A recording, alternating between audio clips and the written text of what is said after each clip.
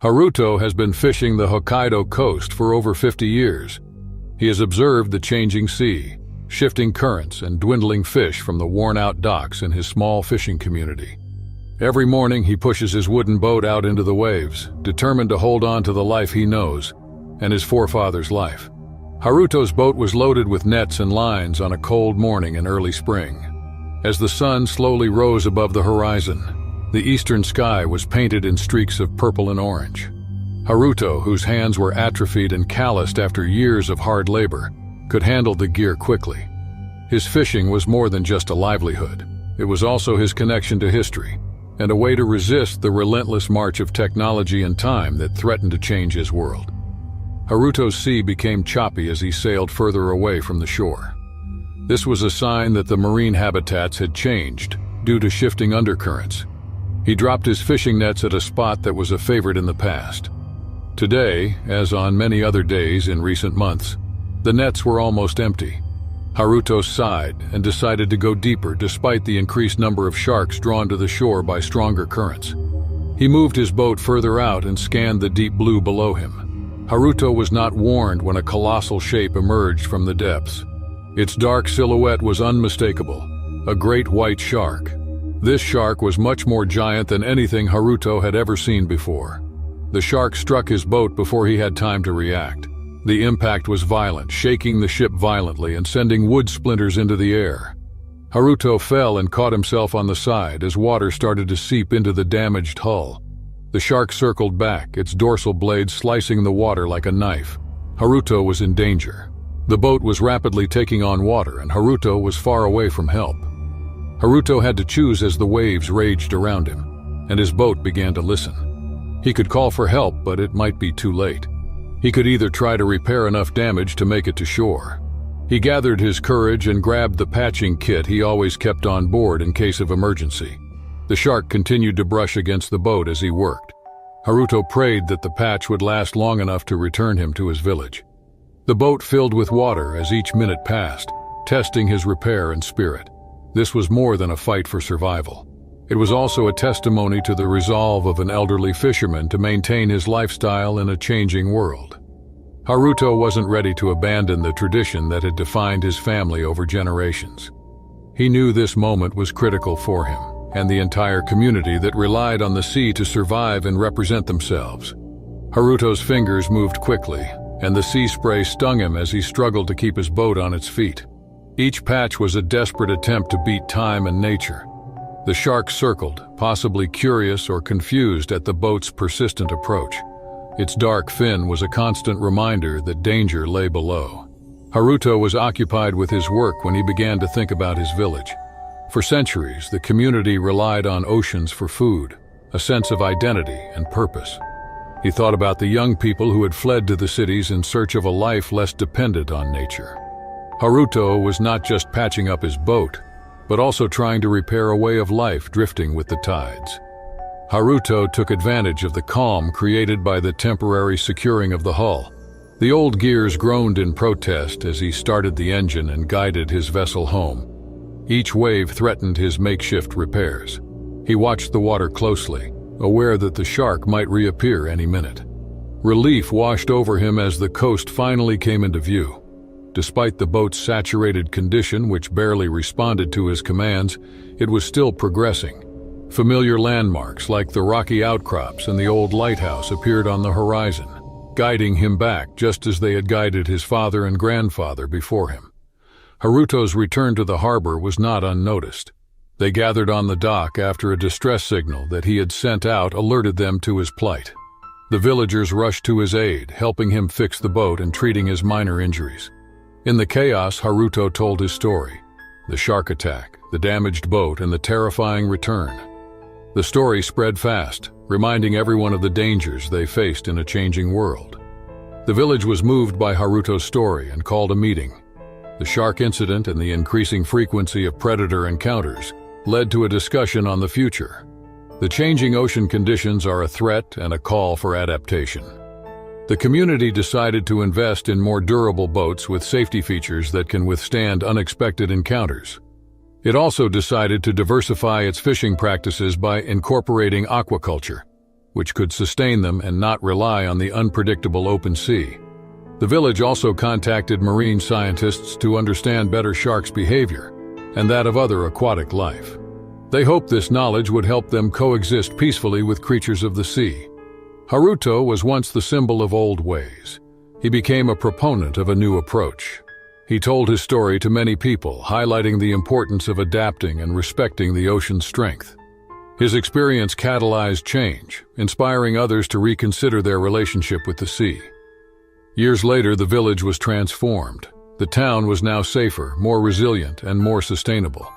Haruto is now older and still fishes, but with more caution. He would often sit by the shore and watch the newer, more robust boats navigate the same waters he used to roam freely in. He left a legacy that was more than just survival. It was a movement to ensure the community's survival in harmony with nature. The sun painted the north shore of Oahu in pink and gold as the surfers lined up on the beach. They were focused on the enormous waves. Mia Taylor was one of them, a professional surfer renowned for her fearless spirit and fierce competition.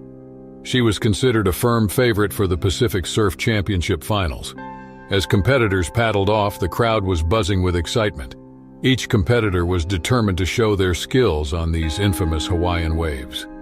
Mia felt that familiar rush of excitement as she positioned her body, waiting for the perfect waves to ride. From the shore, her family and friends cheered for her. Their support was a constant strength. The crowd cheered as Mia caught the massive wave. She moved in perfect harmony with the waves, maintaining an ideal balance. A dark shadow appeared just as she was about to execute a crucial maneuver. The atmosphere changed from excitement to terror in an instant. The shark appeared without warning, its massive body cut through the water at a terrifying pace. Mia felt an intense pain in her left leg when the shark bit into it. She felt panic as she struggled with her head above the water. The spectators screamed, and the event safety team began racing toward her on jet skis. Mia's mind was racing with fear and shock as she was hurried to the shore on a jet ski. On the beach, medical personnel immediately administered first aid. She was taken to hospital immediately after the attack, which left a deep cut on her leg. The incident sent shockwaves throughout the surfing community. The attack was broadcast by news outlets worldwide, casting a shadow on the championship. It also sparked a heated discussion about the safety and security of surf competitions. The fact that the shark attack occurred at a high-profile surf competition, despite all safety measures being in place, was a cause for concern. A cascade of emotions replaced Mia's initial shock as she lay in bed. Physical pain was severe, but mental and emotional suffering was even worse. She replayed over and over the moment of attack, the fear and pain and what-ifs. She was still concerned about the safety of her fellow surfers, and she continued to love the sport. Mia was determined to ensure no surfer had to endure such a traumatizing experience. She began to speak up. She gave interviews from her hospital bed, urging a thorough review of safety protocol at surfing events. Her story, amplified because of her surfing status, attracted significant attention. Mia argued for improved emergency medical services at all surfing competitions and increased competition water surveillance, including using drones and spotters to detect sharks. Her firm, clear voice resonated with many and turned her tragedy into an effective campaign for change. As she began her recovery journey, Mia's campaign gained momentum. Surfers, safety advocates, and fans worldwide echoed her call for change. Her ordeal highlighted a crucial gap in safety measures for the sport. And thanks to her bravery and determination, steps are being taken to close that gap. Mia Taylor's call for better safety standards in surfing events quickly grew into a more significant movement. As Mia recovered, her hospital bed became a hub for strategy sessions with experts in safety, meetings with organizers of events, and media interviews. Mia's commitment to safer surf competitions grew with each public discussion and appearance. Her advocacy led her to establish the Mia Taylor Safety Initiative. This nonprofit organization is dedicated to improving surfing and other water sports safety protocols. The initiative worked with shark behavior and marine biologists to develop better risk management strategies. They advocated using shark deterrent technologies, such as electromagnetic or acoustic devices, that could be integrated into surf competitions without harming marine wildlife. The response of the surfing community has been overwhelmingly positive. Many prominent surfers who once thought they were invincible regarding the unpredictable ocean now supported Mia. They also shared their stories of close calls and other concerns, often kept secret for fear that they would cause panic or damage the sport's image. Mia's efforts also resonated with surfers' families and the wider public. Her initiative led to the creation of rapid response teams and highly trained medical and rescue personnel who can handle emergencies at sea. The teams trained local surfers in popular destinations and were stationed during significant competitions. Pacific Surf Championship was the first event to adopt these new standards. Mia had been attacked during this event. The competition the following year included new safety features, including drone surveillance, medical teams on site with trauma expertise, and multiple safety vessels equipped with shark deterrent systems. Mia felt pride and nostalgia as she watched the game from the sidelines.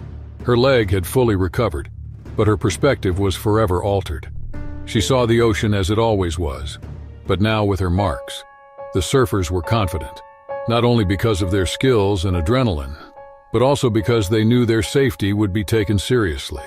Mia's advocacy had a far more significant impact than changing how the showing competitions are run. It started a global discussion about the relationship between people and wildlife. Understanding and respecting the natural habitats in which sport and recreation occur was highlighted. Mia's mission and story inspired schools and educational programs to include ocean safety and conservation issues. Mia's memoir, Beyond the Break, chronicled her transformation from a competitive surfer to a safety activist. It was a bestseller and inspired surfers and anyone facing adversity. Mia traveled the world to speak at conferences and workshops. She was committed to promoting resilience and safety in the face of nature's challenges. Mia Taylor turned a personal tragedy into a legacy that embodied safety and empowerment. Her work and name lived on through the policies she helped shape and in the hearts and minds of those she inspired. It was the summer of 2018 in a small coastal town in the United States. Every year, this charming town hosts a beloved flying fish festival that holds a special place in the hearts of locals. Surprisingly, it has gained global fame, attracting people from all corners of the world who share a passion for such unique festivals. The event has become a celebrated and honored occasion for enthusiasts worldwide, adding a touch of magic to the town's traditions. Crowds would gather to witness these fish leaping out of the water, their shining skins resembling stars emerging from the ocean, painting a magical display in the sky. However, little did they realize that this year's festival would take an unexpected turn. As the sun set, Jake, a nature enthusiast who finds joy in experiencing events uniquely, decided to add his twist to enjoying the Flying Fish Festival. Arranging for a more cozy approach, he hopped into his kayak, gently paddling towards where the fish usually appeared. After a few peaceful minutes, he found himself near the magical sight of the flying fish. The sea was typically calm and friendly, but this night held a surprise. The flying fish gracefully danced in the air, their sparkling scales catching the glimmer of the setting sun. It was like a performance on nature's stage, a show that brought joy and peacefulness to the onlooking audience gathered for the annual festival. The townsfolk cheered, enchanted by the beautiful display revealed in the evening sky. These flying fish were the show's stars, their leaps and spins creating a mesmerizing theatrical dance. The festival was a time of celebration when the entire town came together to witness the magical event. Families, friends, and even curious strangers joined to experience the eye-catching performance that painted the sky elegantly. Little did anyone know an unexpected visitor lurked beneath the water's surface. A shadowy figure moved silently, drawn to the performance above. The joyous celebration in the air accidentally invited a disturbance that would turn the festival into an unforgettable and unexpected story. As the flying fish continued their flying display, leaping through the air, the sunset light and the boat focus lights worked as a stage light in this lively event, for the viewer to see the fish star dance in a different style as they were coming out from the water one after another, a natural, calculated performance, making everyone cheer. But unfortunately, under the water, an enormous shadow moved. A massive shark was drawn to the excitement above the surface. The unseen visitor approached, sensing an opportunity in the festivity. What was meant to be an evening of peacefulness and joy was about to take a chilling turn, with the unexpected intruder ready to make its presence known in a way that no one could have expected.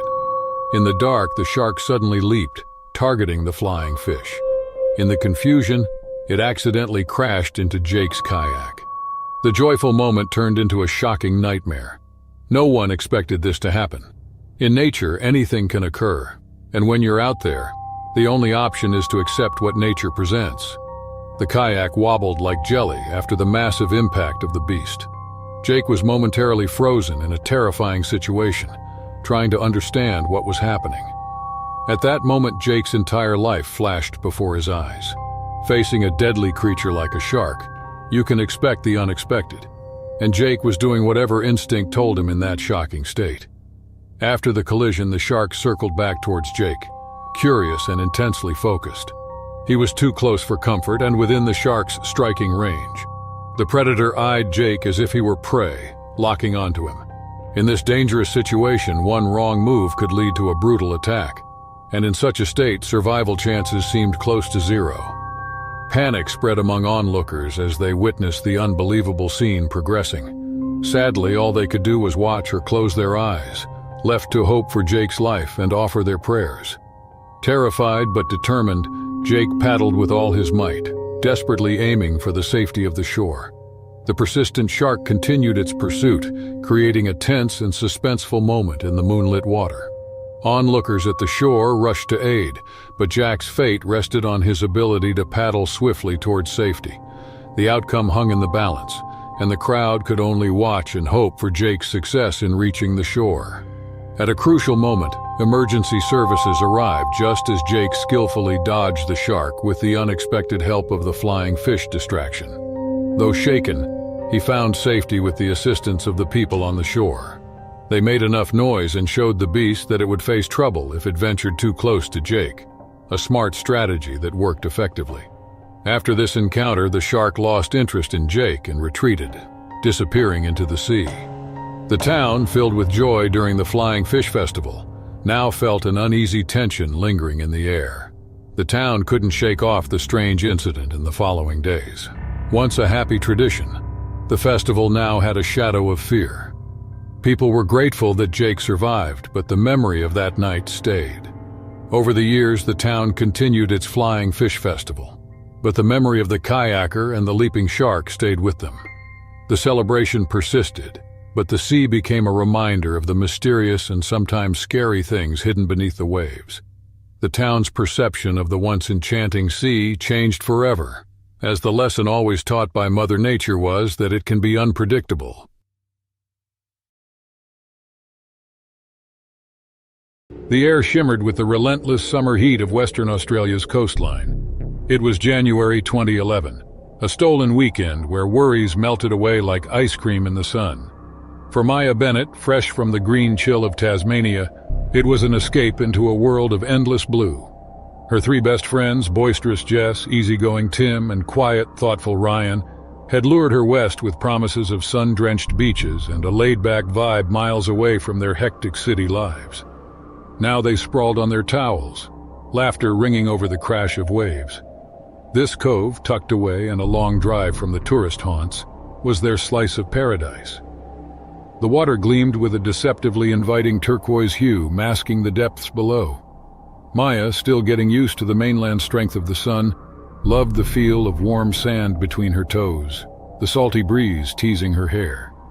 She'd always preferred the mountains to the ocean.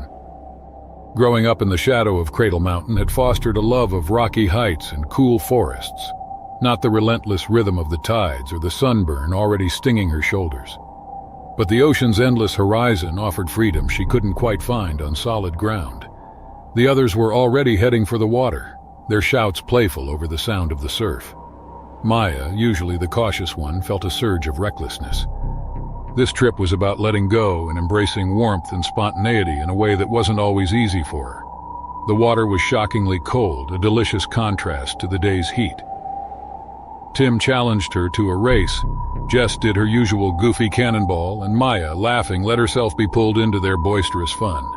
This was what life was supposed to feel like, Simple joy, friendship, and the thrill of being young and untamed on this vast, wild coastline. But beneath the clear water, a dark shape moved. Great whites patrolled this ocean stretch, drawn further offshore by the seal colonies. It was a fact Maya had filed away alongside warnings about snakes and sunburn. This remote possibility barely flickered across her carefree mood. Maya noticed something odd about Ryan's behavior as she floated further out. He was treading water, but his usual easygoing expression had vanished, replaced by a tense stillness. A hint of unease tightened her carefree mood, and she called out to him. Instead of answering, Ryan turned and gestured for them all to head back to shore. His urgency was apparent, but the unthinkable happened before Maya could warn her friends. The change in the water was almost imperceptible initially, a slight ripple that went unnoticed by the laughing group. Then an eruption of water churned scarlet, and Jess's shriek pierced the air. One moment she was splashing playfully, the next, something massive yanked her under with horrifying force. Maya froze, her mind unable to process the sudden shift from paradise to nightmare. She saw a dark fin slicing through the water, shockingly close to shore.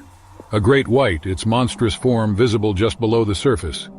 The realization hit her with the force of a physical blow as the predator circled back, drawn by the scent of blood and thrashing limbs. Tim, the closest to the attack zone, propelled himself furiously toward his friend, fueled by a desperate mix of courage and terror. Panic threatened to engulf Maya, but a primal instinct kicked in. Ryan was closest to shore, frantically doggy paddling towards the safety of the sand. She screamed a wordless warning, her voice filled with a desperate urgency she'd never known. The shark, seemingly disoriented by the sudden chaos, gave them a precious few seconds. Tim reached Jess, now eerily still. He started pulling her back, every kick pushing them further from the predator's jaws. Maya scanned the bloody water, desperately seeking her friend. Where was Jess? Where was the shark? Had it lost interest, sated by its kill? Then a flash of white. The massive fish surged from the depths, its gaping maw a terrifying sight. Tim dragging Jess's dead weight was a pitifully slow target. Maya let out a scream, a futile, despairing sound. Time seemed to stretch into agonizing slow motion. She watched the shark's sleek gray form like a missile drawing nearer. She saw Tim's face etched with horror. But in that heart-stopping moment, something shifted. The shark, almost upon them, swerved with unnatural agility. Had it spotted easier prey? A flicker of movement, then a cry cut short as Ryan disappeared below the surface. Frantic, Maya scanned the waves, searching for any sign of her friend. But the ocean, so recently a playground, was now a scene of pure carnage. Then, as suddenly as it had appeared, the predator was gone, leaving a trail of crimson and floating debris as a grim testament to its passing. Maya dragged herself onto the sand, collapsing into the rough grains. Her whole body trembled, sobs racking her frame. Two of her friends, just gone. The idyllic beach now felt tainted with horror, the air still vibrating with screams and the sickening metallic scent of blood. Tim knelt beside her, his face drained of color, Jess's blood dripping from his hands. He held her gaze, his eyes filled with a chilling mix of despair and guilt. In the distance, sirens wailed, jarring in their world of shock and grief. Help arrived, statements were given, and survivors were comforted with empty words and too strong tea.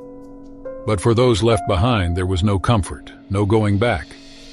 The ocean, their brief paradise, had become a graveyard. The brutal reality of nature's power shattered their stolen weekend of laughter and warmth. Maya would carry the scars of this horrific day. The images, the guilt, the knowledge that life was precarious, even in the most beautiful places. In the end, the most dangerous predators didn't always lurk in deep water. Sometimes they swam unseen right beside you, shattering innocence with a single terrible strike. In 2012, among the silent waves gently splashing the shores of the lovely coast of Australia, a committed marine researcher named Alex found himself fully sunk in the ocean's mysteries.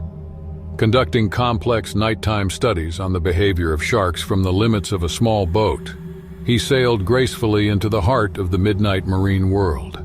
The soft glow of the dim moonlight painted a dreamlike and captivating picture on the water's surface, as he explored even deeper into the secretive area of sharks.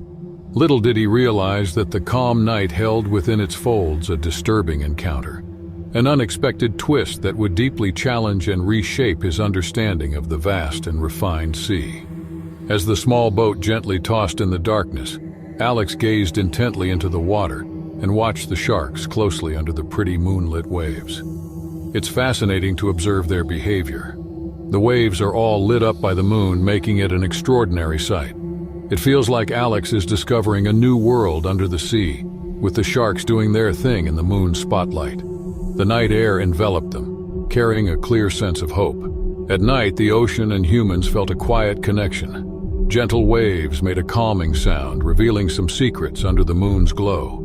In the silent night, the ocean whispered ancient stories with each ripple, and the moon's light made the water look charming. As the night deepened, an abrupt shift in the ocean's temperament broke the serene dialogue. Waves, once gentle and lulling, transformed into turbulent, foaming beasts. Each crest rose higher, more menacing than the last, as if the sea had awakened from a tranquil dream into a restless turmoil. Once cradled by the ocean's calm, the boat was now caught in an unpredictable dance of surging water. Alex, his heart pounding in his chest, grappled desperately for stability. But the relentless sea showed no mercy.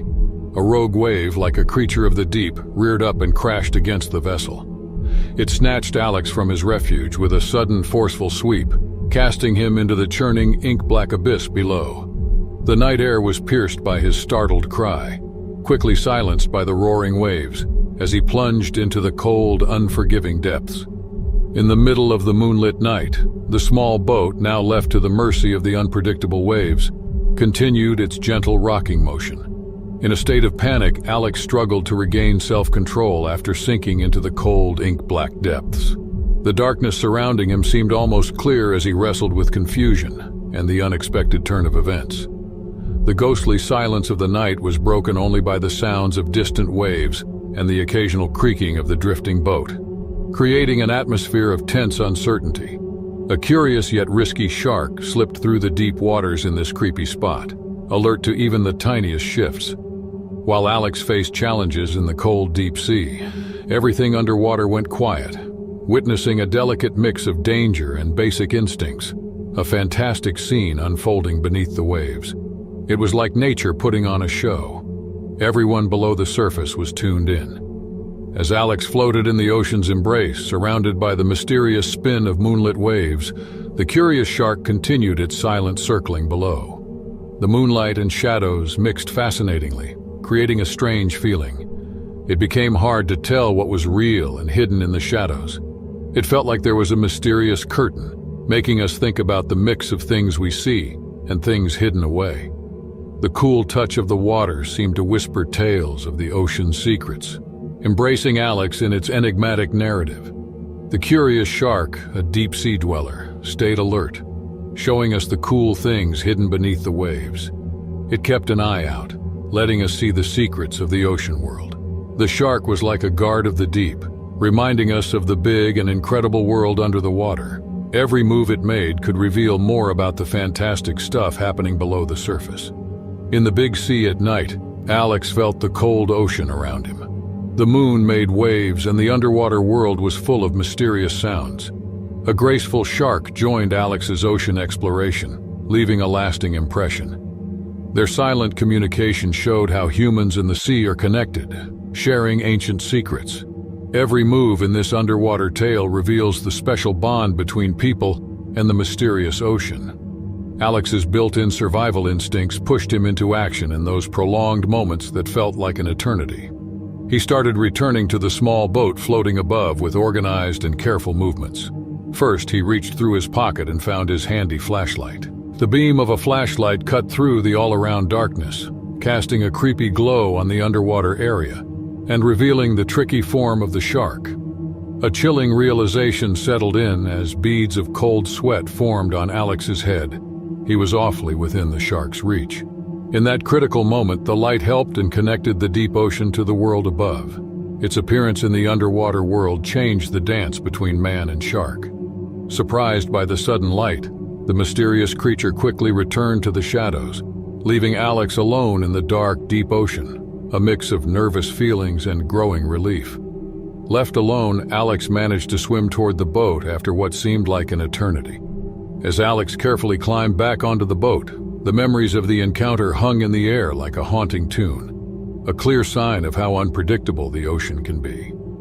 Now a safe spot, the small boat gently carried Alex away from the mysterious and quiet depths, creating a gripping story of a scary night that mixed the known and unknown in the big, mysterious sea. Above, the night sky sparkled with stars, watching this unique meeting between a person and a sea predator. Moving through the waves, the boat's rhythmic sounds became a calming song, easing the tension from the underwater world just moments ago.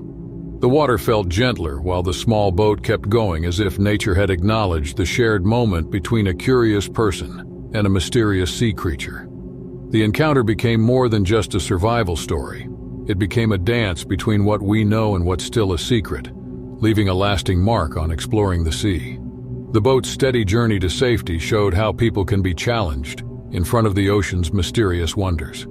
The quiet sound of the engine became a reassuring heartbeat, echoing the relief of those on board.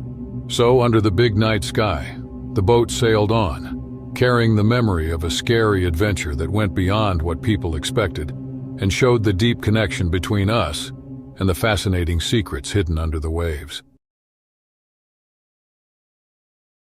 Dr. Thomas Reed, an experienced marine biologist, stood on the rugged shores of Sable Island, with his gaze fixed toward the North Atlantic. The island, known for its wild horses and harsh terrains, was also the focal point of shark research because it was close to deep ocean currents, where many shark species were found. Thomas spent the last 10 years of his professional career studying these magnificent predators and advocating for their conservation. Thomas and his team set out on a bright morning in early summer, full of excitement and tagging equipment. The goal was to tag and track great white sharks to gather data on their migration patterns. Thomas and his team reviewed the tagging protocol as the boat cut through cold waters. The ocean was alive as they approached the designated area for tagging. Seabirds flew overhead, and shadowy sharks moved under the waves. Thomas felt the familiar thrill of what he did every day. The tagging spear was ready, and his hands were steady despite the waves. They encountered a giant female shark who glided through the water in a manner that belied its size. Thomas leaned over the side and aimed his tagging spear. It was a tense moment, a dance of man and beast who were both aware of each other. Thomas used a well-practiced motion to deploy the tag. It was a perfect fit and attached itself to the shark's fin. The shark, however, reacted violently. Its mighty tail whipped as it accelerated towards Thomas. The situation escalated in a flash. Thomas was thrown into the freezing water when the shark crashed into the side. The team was thrown into an activity frenzy to rescue Thomas. Thrusting and disoriented, Thomas felt his heart clench with fear when he saw the massive silhouette of the shark circle towards him. He had been trained as a scientist to follow protocols in such situations, but nothing prepared him for the fear he felt when he saw a great white shark in its natural habitat. The shark didn't attack again. Thomas's team managed to get him back on board despite his shaking body from shock and cold. Thomas's thoughts raced as they returned to the shore. The shark did not bite Thomas, but his encounter with it had left an indelible mark on him. Thomas struggled with his emotions on Sable Island. The incident shattered Thomas's confidence, which planted doubts about his chosen career. Sharks were always misunderstood. He believed they should be studied and protected. Now, facing the real dangers that these powerful creatures pose, he began to question his resolve. Thomas sat on the beach under the moonlight and watched the waves crash. Once a place of fascination and endless wonder, the ocean now appeared as a vast, menacing unknown. He was committed to shark conservation, but the fear of returning to the sea gnawed him. Thomas pondered the dilemma and realized his journey had reached a crossroads.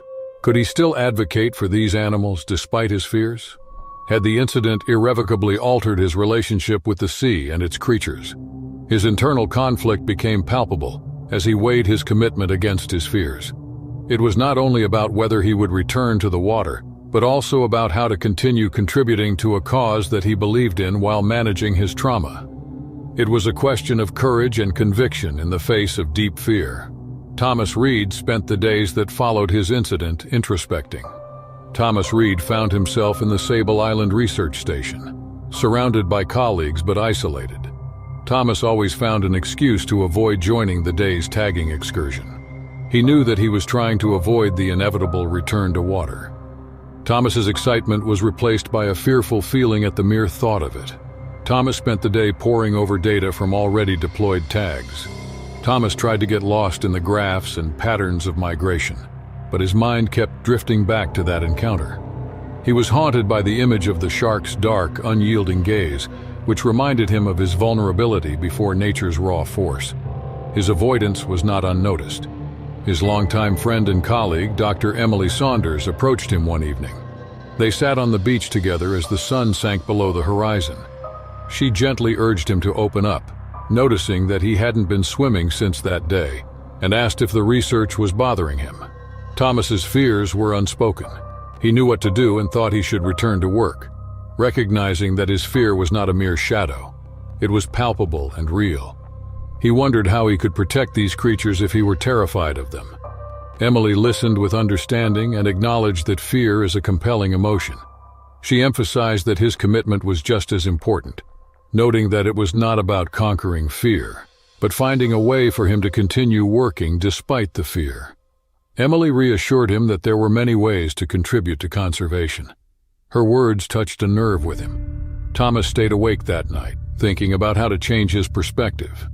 He started thinking about other ways to impact shark conservation without going into the field. He found that education, policy advocacy, and remote data analyses were viable options to keep him involved in his mission. Thomas was motivated by his new perspective to develop educational programs that inform the public about shark behavior and conservation. He also developed policy proposals to promote safer research, and participated in remote monitoring projects that used satellite and drone technology to track shark movements. After a few months, Thomas's new niche was fulfilling. He became a popular speaker at schools and conferences, where he shared his story about the importance of protecting and respecting marine life. He had learned to cope with his fear and turned it into an inspiration for education and advocacy. Thomas eventually returned to the boat as an advisor rather than a dive master. He felt pride and accomplishment as he watched the new team continue to tag. He did not let his fear stop him from being dedicated. It deepened his respect and understanding for the creatures he had always admired. Thomas Reed's encounter with the shark was a life-changing experience that strengthened his resolve in unexpected and surprising ways. His journey taught him an important lesson. True courage is not the absence or lack of fear, but the ability to move forward despite it. Thomas's story was widely shared, reminding those in the conservation field that conservation is fraught, but also offers opportunities for growth and adaptation. In 2008, deep in the scary parts of the ocean, a guy named Tom got caught up in a horrifying situation. He was trying out some fancy underwater sound gadgets on a super stormy night not far from the shores of Australia. The boat sailed into something frightening. Rain hitting the metal boat hard, creating spooky sounds that matched the scary atmosphere. On a dark, stormy night, Tom, a regular guy into cool stuff, is on a mission, turning into a real scare. Armed with high-tech sound gadgets to explore ocean secrets, he's on a boat that feels more like a scary ride. The rain adds spooky sounds, intensifying the creepy feeling as Tom enters the dark water. Shadows play tricks on his mind, dancing in weird patterns that hint at dangers hiding in the deep. Those sound waves, meant to uncover ocean secrets, accidentally call up something ancient and hungry. In an instant, the boat jolts as if entering a nightmare. Tom's heart pounds, sensing an unseen presence that chills him. Emerging from the frigid waters, a set of eyes gleams like ghostly orbs in a haunting shade of gray. Before him looms a colossal shark, its aged skin marked by scars, stirred from slumber by the peculiar sounds emitted by Tom's gadgets. The encounter takes an eerie turn as the mysterious depths reveal their silent guardian, a massive and weathered sentinel awakened by the intrusion into its underwater realm. Tom feels scared as the massive shadow of the circling shark makes its way around the boat. His heart beats super fast, matching the loud drumming of the rain on the metal boat. The strong boat from before now feels weak and shaky against the hungry shark below. The rain keeps pouring down, making it hard for Tom to see. He thinks about how he got into this mess, The sound of the shark circling makes him shiver. In the darkness, he tries to think of a plan. The boat, usually his safe place, now feels tiny and fragile. He wishes he could turn back time to when things were normal. The waves rock the boat, and Tom holds on tight, feeling more alone than ever. The shark's eyes gleam in the water, a silent threat in the night. As the rain continues, Tom's fear grows, and the boat becomes his only refuge in the vast, dark sea. The metal part of the boat, which used to feel safe, now seems weaker than the enormous creature in the water.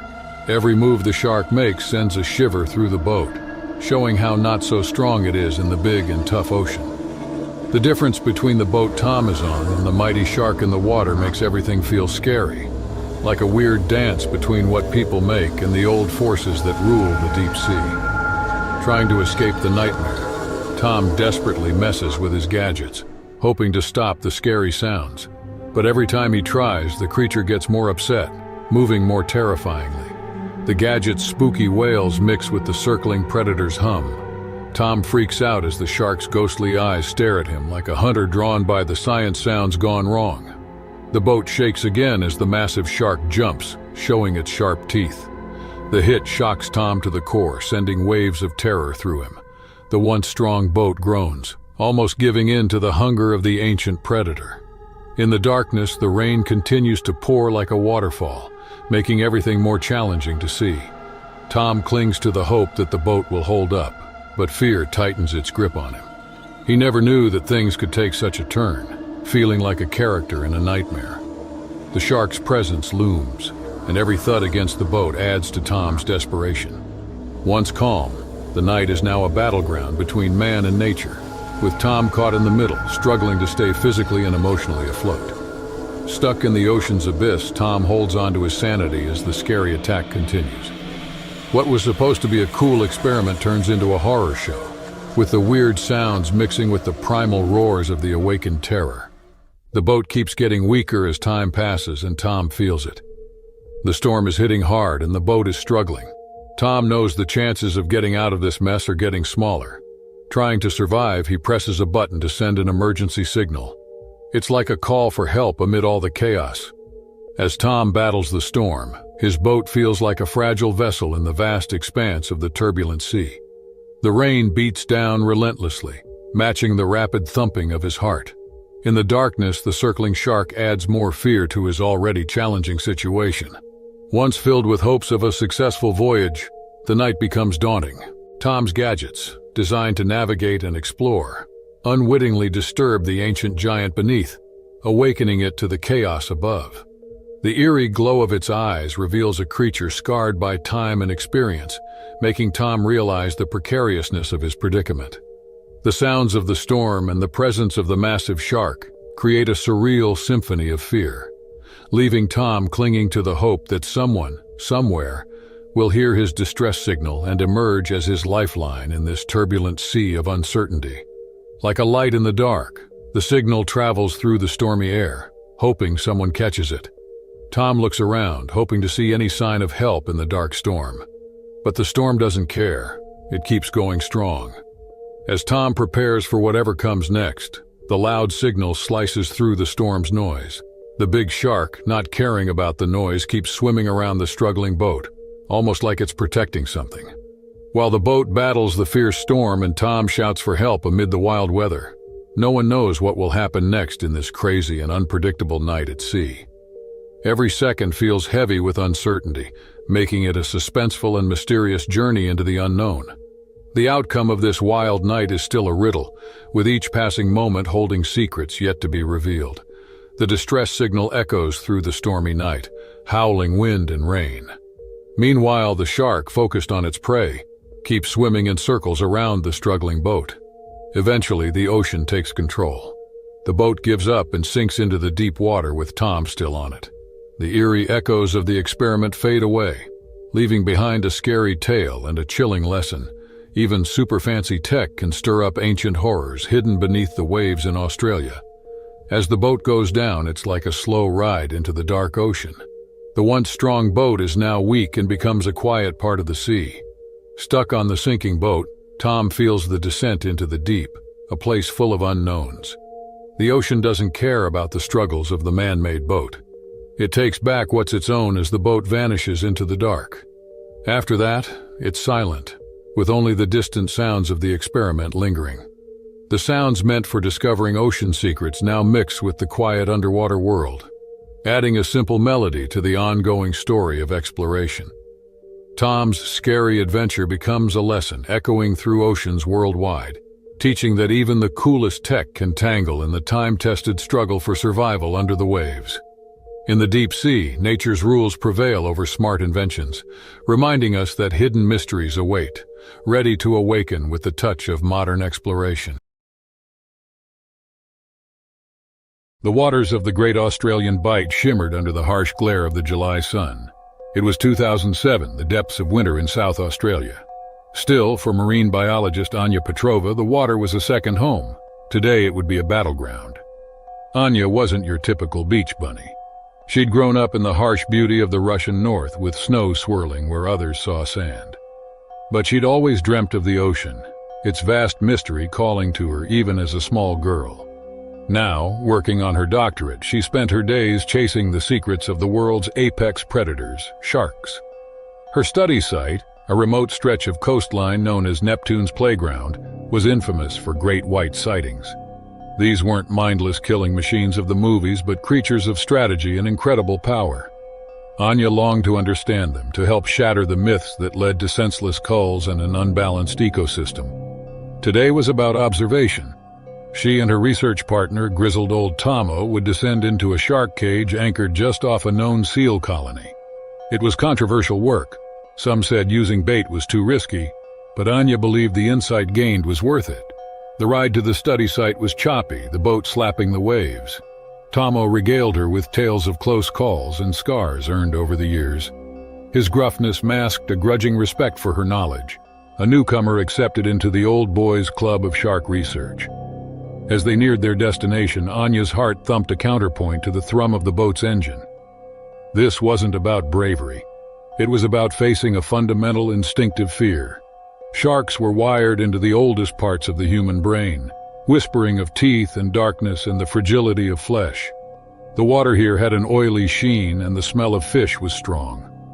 A fur seal zipped past the boat, its dark eyes wary.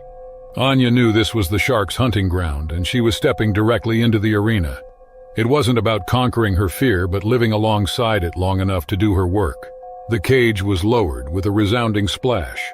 Tomo, after a lifetime of dives, stayed topside, eyes glued to the water. Strapping on her gear, Anya felt a familiar mix of excitement and the prickle of pure, undiluted terror. This was where she thrived, on that knife edge between wonder and oblivion. The first sighting was breathtaking. Its gray skin blended with the murky water, and a massive form materialized from the deep. The great white cruised past the cage, its black eye seemingly fixated on her. Anya, heart-pounding, filmed the encounter, her scientific mind battling a surge of pure primal terror. This was beauty and brutality embodied. The shark circled, its movements mesmerizingly fluid. Anya knew the routine: assess the potential meal and test the defenses. The cage wasn't an obstacle, more of an annoyance, but it would protect her, mostly. She'd seen the footage, those massive jaws capable of biting through steel. Then it happened. The shark charged, a torpedo of muscle and teeth. It slammed into the cage, the impact jarring her teeth. It thrashed and circled, frustrated. Anya clung to the bars, fighting against a wave of nausea as the cage swayed violently. Then, silence. She risked a glance out. Nothing. Had it given up? Anya struggled to regulate her breathing. Above, she could just make out the silhouette of the boat. Tomo would be watching, worried but unable to help. Her lifeline was the comm system hooked to her mask. She activated it, her voice barely more than a frightened whisper against the static. A reply echoed back, tense and strained, hinting at an unseen complication. The line crackled, then cut off, leaving Anya alone with the terrifying implication of whatever was hampering the winch. Panic flared. Being stuck above water was dangerous enough, attracting more sharks. But stuck underwater, that was a death sentence. Minutes ticked by, each one agonizingly slow. She scanned the water, desperately searching for a sign of her attacker. Then, the water pressure changed, a prickling on her neck. The shark was back, It circled the cage as if assessing it for flaws. Anya knew her time was running out. If Tomo couldn't free the cage, she'd drown, trapped within feet of the surface. But she wasn't helpless. Years of studying shark behavior flickered through her panic. She'd read theories. Tapping the snout would confuse a shark and disrupt its attack pattern. It was a long shot, but it was her only shot. Grabbing a spare camera rod, she took a deep, steadying breath and reached through the bars. The shark turned, sensing the movement. She lunged out, tapping it on the snout twice, thrice. The shark recoiled, momentarily disoriented by her counterattack. Anya lunged back, her heart pounding with terror and desperate hope. It was working. But she knew time was not on her side. She repeated the action, a desperate gamble against the looming threat. The shark backed off again. Its movement slowed, seemingly confused by the unexpected resistance. Suddenly, the cage jerked upwards. Tomo's voice, filled with urgency, crackled through the comms. Anya scrambled towards the ladder as the cage was winched up with agonizing slowness. Her eyes were fixed on the water below, where the shark still circled ominously.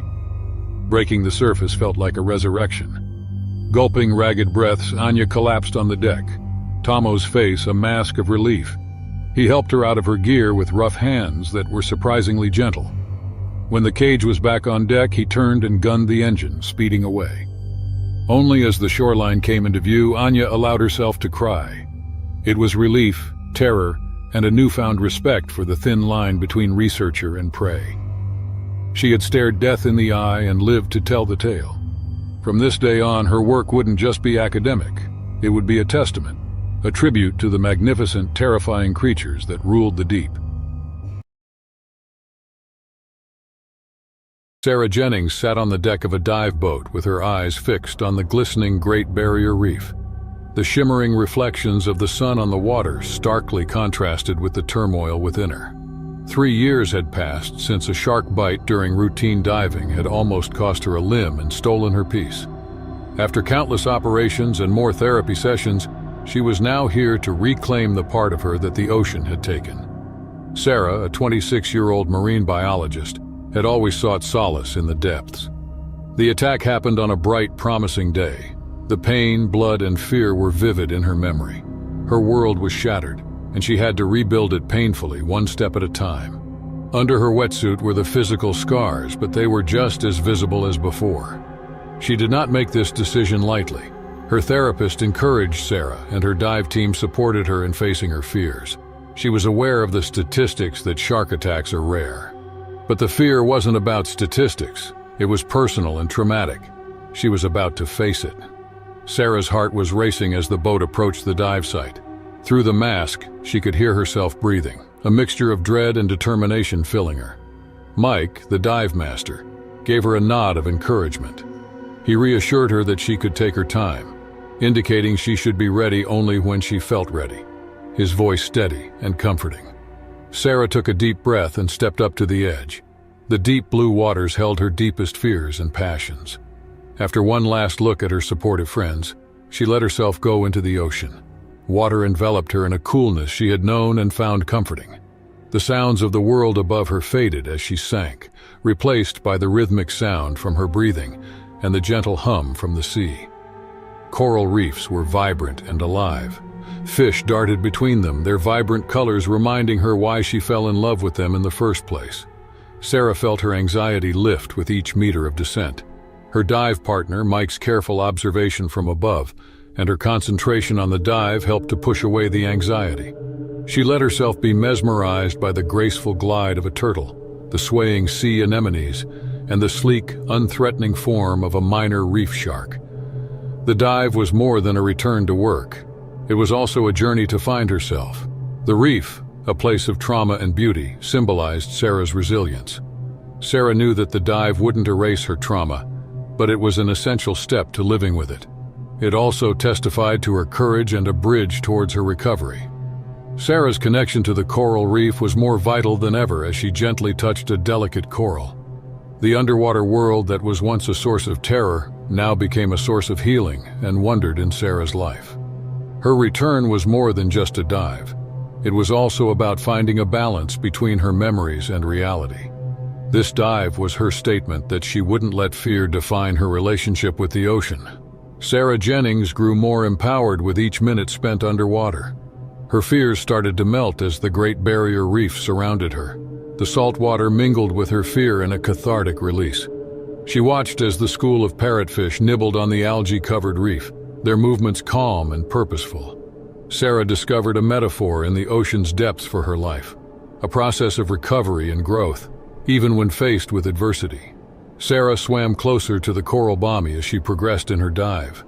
This popular gathering place for marine life captivated her with its vibrant colors and bustling activity. Sarah felt her traumas begin to lift as she watched a tiny octopus ingeniously disguise itself among the rocks. She no longer just survived, she lived fully and totally in the present. She was now indifferent to the presence of a reef shark, which had previously filled her with fear. It moved with effortless grace. Its sleek body cut through the water with precision. Sarah watched from a distance, her heart calm and her mind clear. Like the shark that attacked Sarah, this shark was an underwater creature, not a monster out to destroy. Sarah's perception changed when she realized this. Sarah realized that the ocean was not something to be feared, but a dynamic ecosystem in which every creature, including her, had a part to play. Sarah told her friend that the dive was coming to an end. The two slowly ascended to the surface, stopping at intervals to decompress. Sarah inhaled deeply when her head broke the surface. The fresh air tasted sweeter than before. She removed her mask to see the vast ocean that surrounded her. Her fear of the sea, which had previously overshadowed her love for it, diminished. It was a distant memory compared to the vivid reality of her victory. Her team congratulated and praised her, their faces bright with relief and pride. Mike smiled broadly and clapped Sarah on the back, warmly welcoming her back, indicating they had missed her presence underwater. Sarah's return was more than a personal triumph. It reverberated in her community. Other divers who had suffered similar traumas reached out to Sarah. Sarah's story sparked an in-depth discussion about the psychological impacts of such encounters and the importance of facing one's fear. She began working with a local dive school to create a program to help divers overcome their fear of diving by combining psychological counseling with gradual exposure. The program gained rapid attention and attracted divers worldwide who wanted to rediscover their love of the ocean. Sarah's position as a diving mentor and mental health advocate was solidified. Her own experiences enhanced the advice she gave. She participated in conferences and discussions on shark conservation and spoke about the importance of understanding and respecting these misunderstood animals. Sarah reflected on her experience years later with gratitude and a sense of accomplishment. She had overcome her fears by returning to the coral reef, but she also started a movement encouraging resilience and healing. She had lost a lot, but the ocean gave her back much more than she ever imagined. She had a new relationship with the ocean, defined by respect, an understanding of the sea, and a firm belief in the human spirit's ability to adapt and overcome. Her legacy was woven into the fabric and endless waters of the ocean and the diving community. Jessica Harper dressed with the calm focus that was her trademark at the Coast Guard station near the Farallon Islands. This part of California, known for its swirling water and great white sharks patrolling the depths, was not a stranger to danger. The 32-year-old rescue diver had a strong connection with the ocean. She respected its power and the creatures that lived within. The radio sounded urgent on that cold April morning. It broke the quiet of dawn. A diver was reported to be stranded in shark-infested water near the islands. His equipment had failed, leaving him vulnerable. Jessica and her team jumped on the rescue boat without hesitation. The cool ocean spray washed their faces while they raced to save time. Jessica saw the diver as the boat approached the coordinates. His orange suit was a striking contrast to the deep blue. As she prepared to dive, Jessica could see the diver's relief as they arrived. She was not afraid, but the mission's adrenaline made her heart beat faster. She drew a deep breath and plunged into the icy waters. The underwater world was a dance between shadows and lights. Jessica easily navigated the ocean's murky depths with ease and reached the diver struggling to stay afloat. She smiled calmly through her mask as she approached, reassuring the diver with her presence. However, a shadowy figure loomed above as she secured a harness to him. The commotion attracted a great white shark to circle closer. Jessica's instincts as a rescue diver were strong, and she acted quickly. She placed herself between the diver and the shark as a human shield, prepared for the worst. She met the shark's eyes, ancient and unyielding. Her resolve was hardened at that moment. The shark charged with its massive body, cutting through the water at a terrifying speed. Jessica used her fins, accelerating herself and the diver, but the shark's tooth still found Jessica's leg. She felt a burning pain and a flash of white heat that threatened to plunge her into panic. She never let go of the diver. She pushed them to the surface with a powerful kick and signaled the team above. In a matter of seconds, the boat crew was there to pull Jessica and the diver from the shark's territory. Jessica's leg was bleeding profusely as the rescue boat raced back to shore. The bite was a testament to Jessica's bravery. As medics treated her injuries, the severity of her injury became apparent. Her leg had been badly injured. Her muscles were torn and recovery would take a long time. Her first thought was for the diver who was sitting nearby. His expression was mixed with guilt and gratitude, thanking Jessica for rescuing him. Jessica nodded as her gaze turned to the window, where the ocean was vast and unyielding. She was aware of the risks she would face as a rescue diver, but had no regrets, even though those were now her reality. With her bravery, she saved a person's life. After the news spread, local media hailed her as a heroine. Her story was widely shared and interviews were requested. This sparked a discussion on the dangers rescue divers face in shark-infested waters. Jessica became the focus of a public debate on balancing wildlife protection and human activity. Jessica reflected as she lay on her hospital bed with her leg bandaged. She had been a protector of human life and the Marines, and was now living up to that calling. Her story is one of sacrifice and the delicate dance between man and the natural world, a theme that resonates deeply with those who have ventured into the ocean. Jessica Harper's hospital recovery progressed slowly as the days became weeks. Her courage continued to win the hearts of many people, and she was featured in numerous news outlets discussing the dangers and heroism involved with rescue operations under dangerous conditions. While the media attention was overwhelming, it also started a conversation about safety protocols and how important being prepared is when faced with natural predators such as sharks. During her recovery, Jessica was visited by other Coast Guards and rescue divers from different stations. She even received a visit from the diver she had saved. Each visitor shared their stories and expressed admiration for Jessica's courage. Jessica began working on a proposal to improve safety measures and train rescue divers who work in shark-infested waters. Her proposal included improved protective gear, new technologies to deter sharks, and more training scenarios that simulate shark encounters.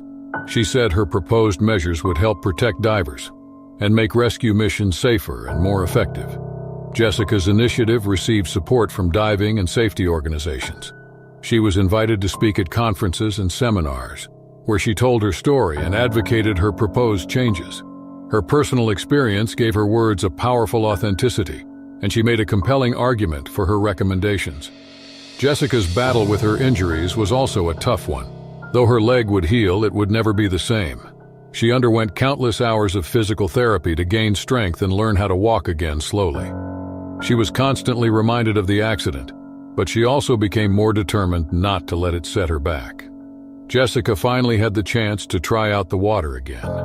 She returned to the ocean accompanied by a group of supportive colleagues, equipped with the new equipment she helped develop. This dive was about her fear, not about saving others. The ocean welcomed Jessica back with open arms. Jessica was a mixture of excitement and apprehension as she submerged in the incredible depths. She felt her confidence return with each stroke. She was aware of the risks, but also her strength and resilience. Jessica was confident she could face any sharks, even though she didn't see one this time. Her return to diving was a personal triumph and a testimony to her recovery. It was also a significant step in promoting safety for rescue operations. Jessica's story continues to inspire, showing that courage and determination can be used to face fears and bring about positive change for a larger community. Jessica's life appeared to be coming full circle as she continued to promote safety when rescue diving. Her journey from a harrowing experience to a beacon for change was a powerful example of how the human spirit can adapt and influence. In 2015, surrounded by the lively colors of marine life rising near the Maldives, a marine biologist named Sarah dived into the crystal-clear waters for a routine mission of coral reef restoration. The vibrant colors of the coral and the diverse marine life created a mesmerizing underwater paradise. This summer seemed fascinating when you find greenery on the ground everywhere in nature. Birds are flying and singing, just as in the water when you are surrounded by the rich design of a coral reef of the breathtaking coast of the Maldives. Different small fishes more beautiful than the goldfish in your fish tank act as like birds. A devoted marine biologist, Sarah set out on a routine dive to restore the delicate underwater ecosystem. Driven by her deep passion for marine conservation, Sarah dedicated herself to maintaining and nurturing the delicate balance of the underwater ecosystem. Unseen to her, this seemingly routine dive would soon transform into a nerve-wracking encounter, with an unexpected and formidable presence lurking beneath the ocean waves.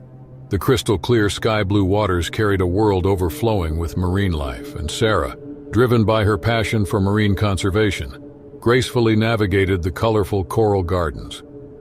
Ready with the essential tools of her trade, she finally tended to the delicate structures, ensuring the preservation of the diverse marine species that called the reef their home. As Sarah swam through the colorful coral reef off the Maldives, she cared for the underwater garden. She carefully worked to preserve the delicate structures that housed many sea creatures. Tiny bubbles made a soft humming sound around her, and the reef's bright colors created a calm, beautiful scene under the water. While Sarah continued her work, she enjoyed the vibrant display of marine life. The sunlight played on the reef's patterns, casting shadows as the currents flowed. In this underwater paradise, Sarah appreciated the variety of sea life thriving among the underwater garden formations. Her every gentle move helped maintain the balance between the garden and the creatures living there.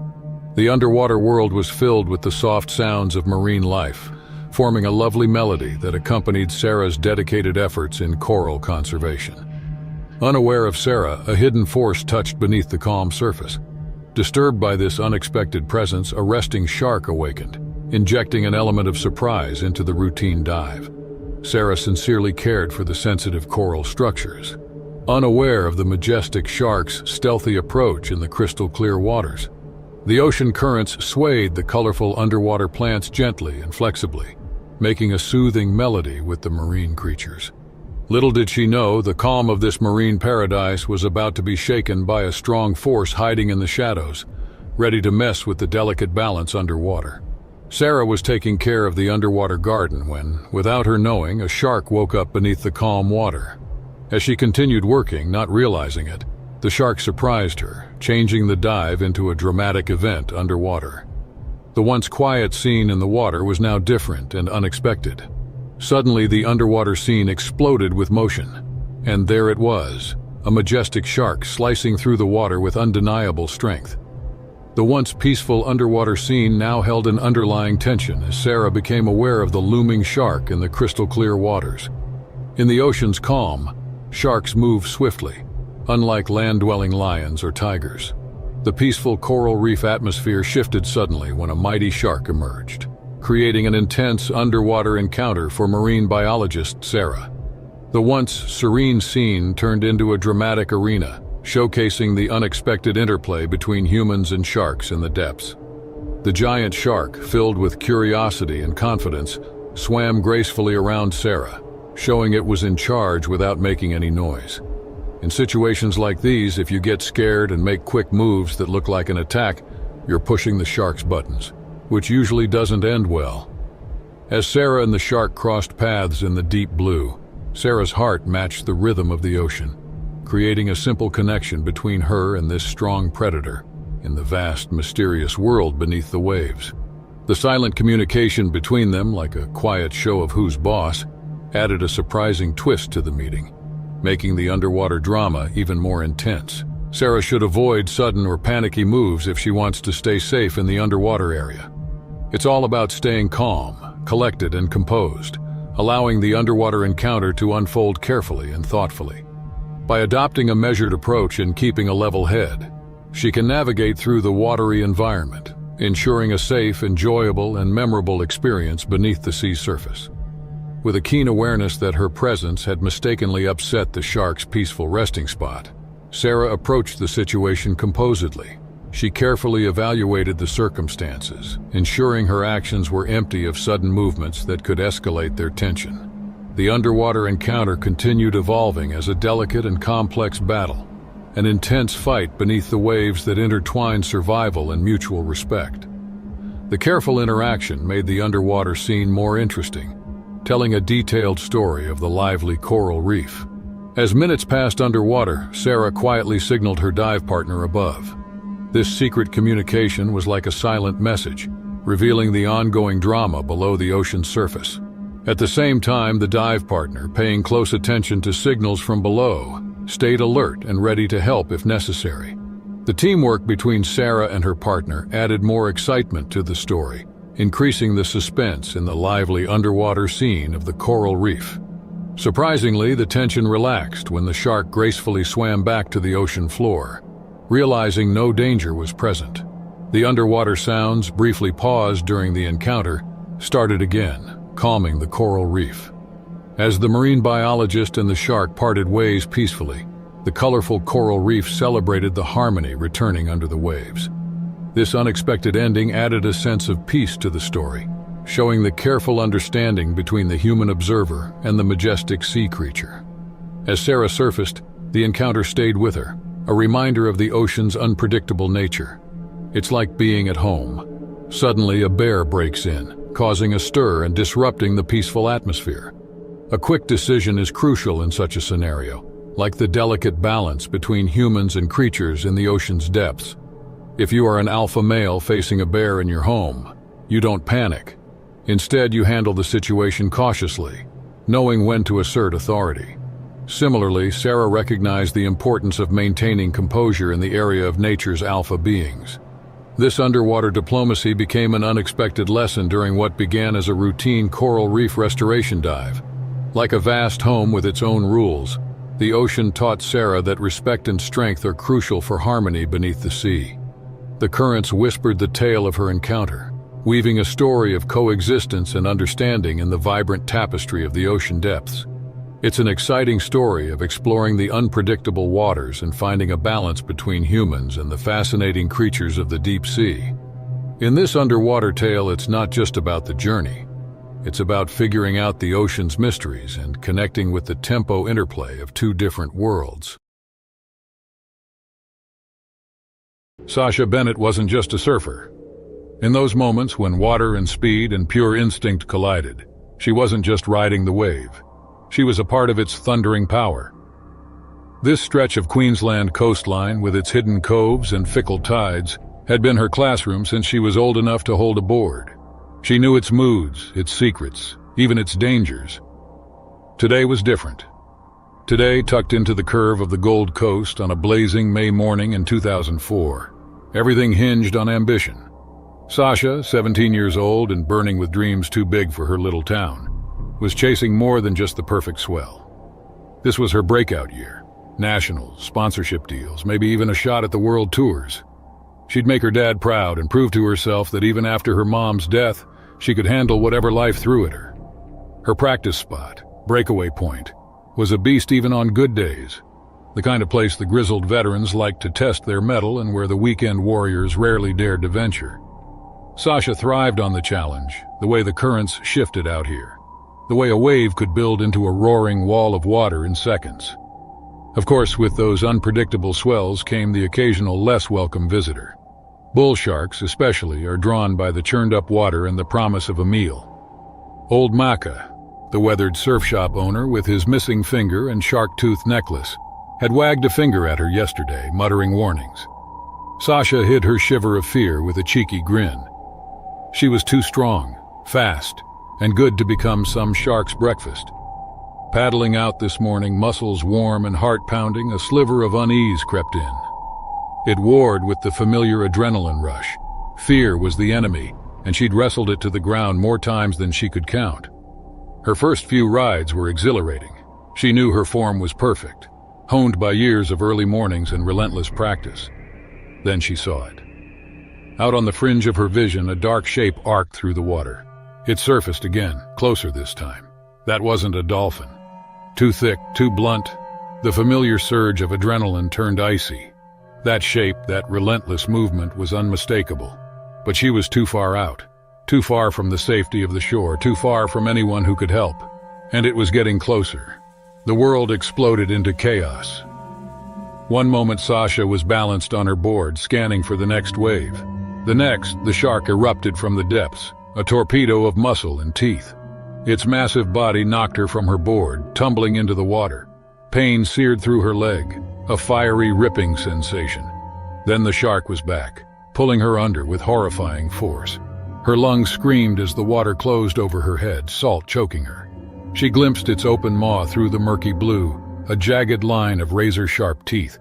Sasha clawed and kicked with the primal strength of desperation, but its grip was relentless. Then, as suddenly as it began, the pull eased. She was free, but only for a moment.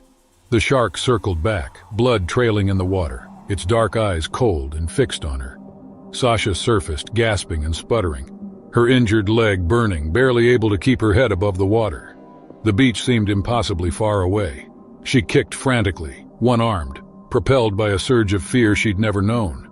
Her board bobbed nearby, but the shark was between her and her lifeline. She thought of her dad, his tired face etched with worry lines, and a wave of anger surged through her, fueling her determination.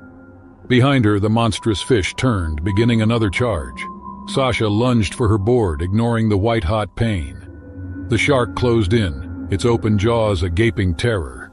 She yanked the board up, a pathetic shield, and braced herself for the impact.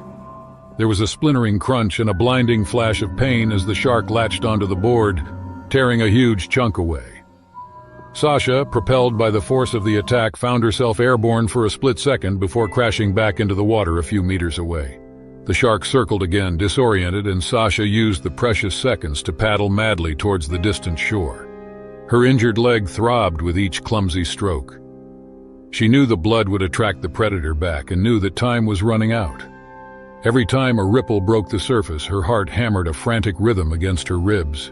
She imagined those monstrous teeth clamping onto her leg again, the terrible drag into the dark depths. Wave after relentless wave, she pushed on, driven by the raw, desperate need to survive. Her breaths came in ragged gasps as her muscles protested, but she refused to give in. The beach, once a distant smudge, grew closer with agonizing slowness. Her arms felt like lead, her wounded leg a useless weight. Then a glimmer of hope emerged. A figure appeared on the shoreline, waving frantically, a fellow surfer. Her voice, raw and weak, barely carried over the sound of the surf, but she screamed for help. The figure plunged into the water, paddling toward her with powerful strokes. With renewed energy, Sasha somehow found the strength to push on. The shark hadn't reappeared, perhaps drawn away by the new presence in its territory. The other surfer reached her, helped her onto his board, and paddled them to safety. As Sasha collapsed on the sand, the sobs came in great shuddering waves mingled with relief. Her leg throbbed relentlessly. The world blurred around her, but she was alive. They'd cheated the ocean, cheated death, and the taste of victory was sharper than the salt water stinging her eyes. In 2010, Dr. Emily, a marine scientist from England, ventured into the vast North Atlantic Ocean for a nighttime exploration. Her goal was to uncover the secrets of glowing sea creatures. Little did she know this journey would lead her to a surprising encounter with a deep-sea shark, bringing unexpected challenges and tension. As she sailed through the chilling winds and darkness of the North Atlantic, Dr. Emily's quest to understand the ocean's luminous mysteries became even more captivating. Before Dr. Emily set out on her adventure in the North Atlantic in 2010, her journey in science began in a small town by the coast in England. Growing up, she was always fascinated by the ocean and spent much time exploring the shores, collecting seashells, and marveling at tide pools. Dr. Emily excelled in marine biology at Oxford, paving the way for a research career. From coastal explorations to the North Atlantic expedition, her journey was marked by curiosity and dedication. She searches the ocean's mysteries in a small underwater vehicle, guided by her love for sea life. The ocean got quieter as Dr. Emily went deeper, and the submarine's lights struggled against the growing darkness. The deep sea turned into a silent world, and Dr. Emily felt alone with only the submarine's hum around her. It was like the ocean had a new feeling, mysterious and unknown. In this silent place, Dr. Emily noticed the tiny glow in the dark. As her eyes adjusted, she saw bioluminescent creatures lighting up the water. They were like underwater stars, making the ocean look magical. The once dark ocean floor now showed a lot of life, with each tiny creature adding to the beauty of the underwater world. Dr. Emily felt excitement and wonder as she explored this hidden part of the ocean. While enjoying the beauty of these glowing creatures, Dr. Emily continued her descent. The ocean became a living painting, displaying its secrets through the glow of bioluminescence. Dr. Emily, fascinated by what she saw, felt a solid connection to the wonders hidden in the deep sea. However, amid this beauty, Dr. Emily didn't notice an unexpected visitor approaching: the deep-sea shark. Unseen in the dark, it circled the submarine with a silent grace, blending into the mysterious depths. The calm exploration was about to turn into an exciting chapter, with a deep-sea shark adding a thrilling element to Dr. Emily's journey into the mysteries of the North Atlantic. In the calm, deep waters of the North Atlantic, Dr. Emily noticed a rare glowing event, a sight that could be a significant discovery. When she focused her instruments on the bright display, a shadow came from the depths, covering the glow of the creatures. The deep-sea shark, a quiet hunter, appeared like a ghost in the deep. Dr. Emily was at first amazed by the rare sight of the deep-sea shark, but soon things got serious. The deep-sea shark, a strong predator used to the dark depths, circled her small submarine intensely, making her feel scared. The steady hum of her vehicle sounded weird as the silent predator got closer.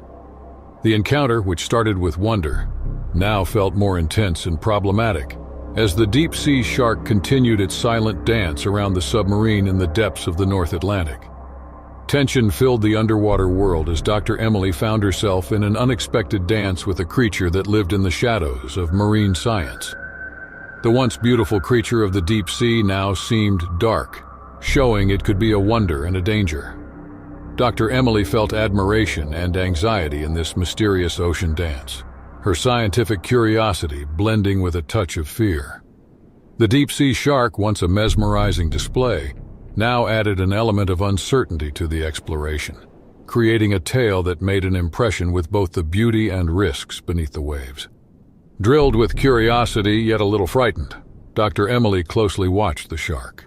The delicate mix of her interest and fear echoed in the softly lit waters. With eyes reflecting an ancient instinct, the deep-sea predator appeared to assess the intruder in its underwater domain. In this quiet underwater territory, the scientist's cautious observation unfolded as a silent ballet, where the mysterious predator and the curious explorer engaged in a complex dance beneath the waves.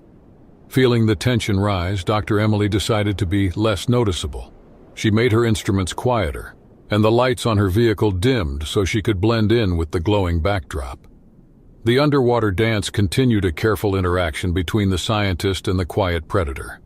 Once filled with fear, the encounter turned into a delicate meeting between two creatures of the deep. Now a silent observer in the dark vastness, Dr. Emily admired the rare deep-sea shark. The predator, seeming satisfied that Dr. Emily wasn't a threat, slowly faded into the shadows. As Dr. Emily's underwater vehicle rose, she felt awe and relief. The unexpected encounter with the deep-sea shark revealed ocean secrets beyond science. The dance of light and shadow, fear and fascination became a memorable story. Returning to the calm surface, Dr. Emily had a newfound respect for deep-sea creatures. The once scientific mystery now held personal meaning, a symbol of the wild beauty under the waves. Forever changed by the deep-sea encounter, Dr. Emily carried the tale of the rare shark into the story of ocean exploration, a whispered story in the language of the depths.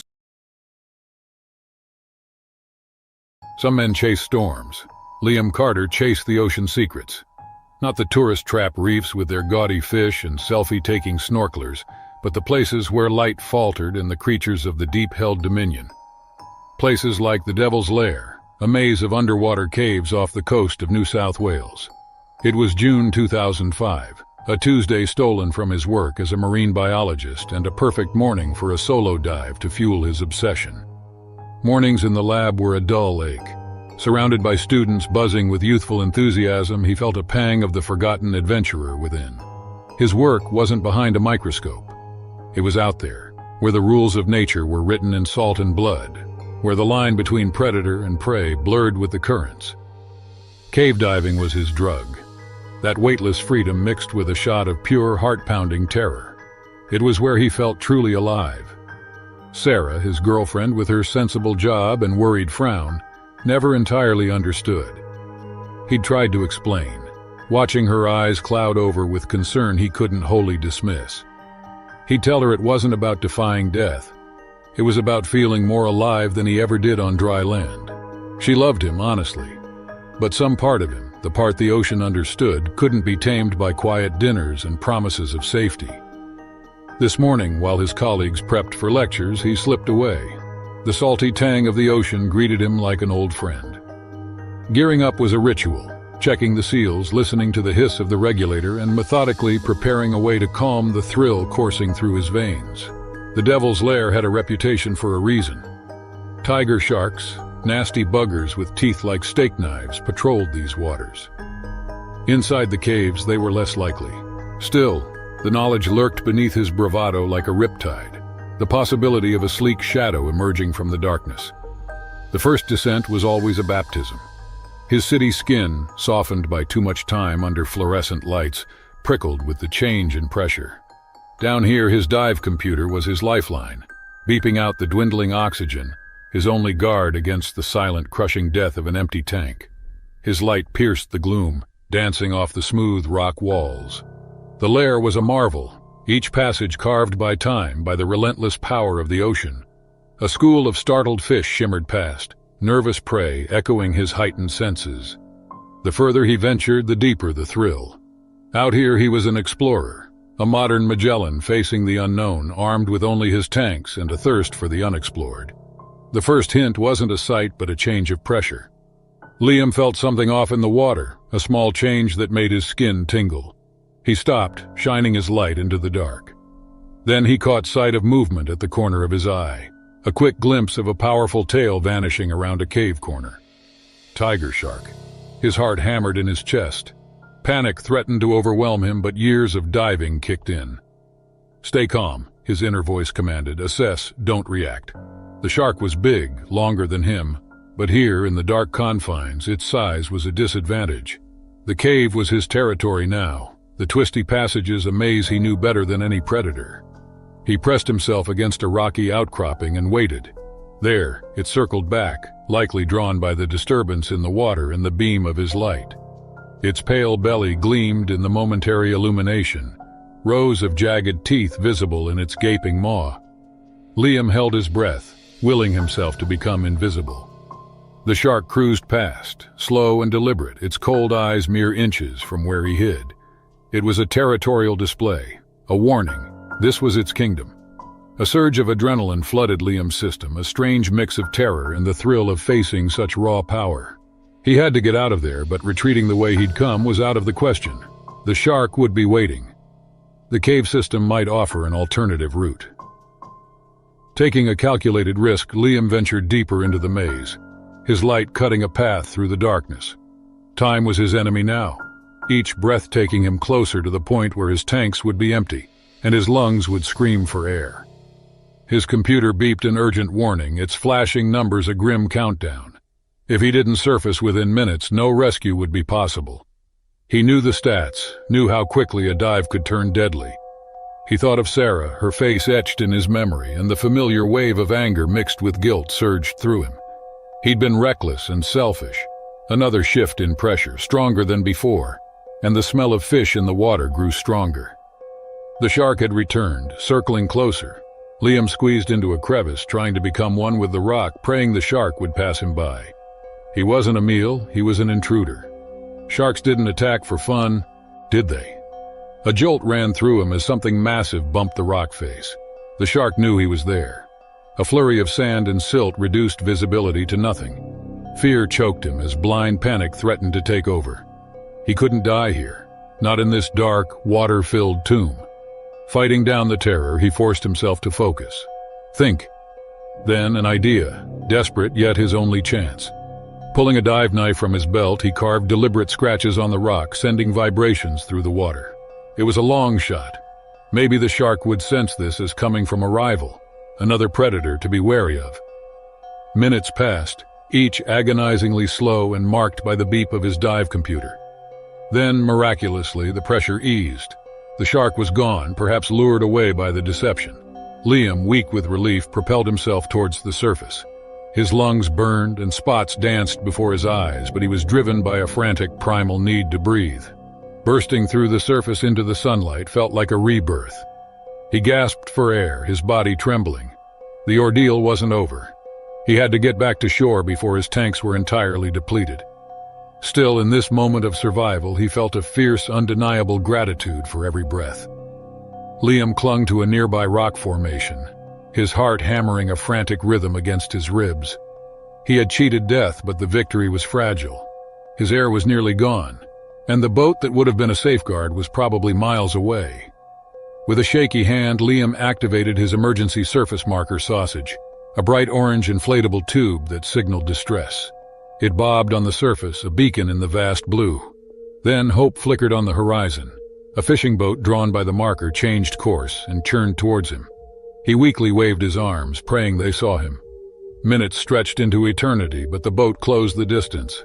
Strong hands pulled him aboard, hauling him back from the watery depths. As they checked his vitals and wrapped him in warm blankets, Liam breathed in relief. He was alive.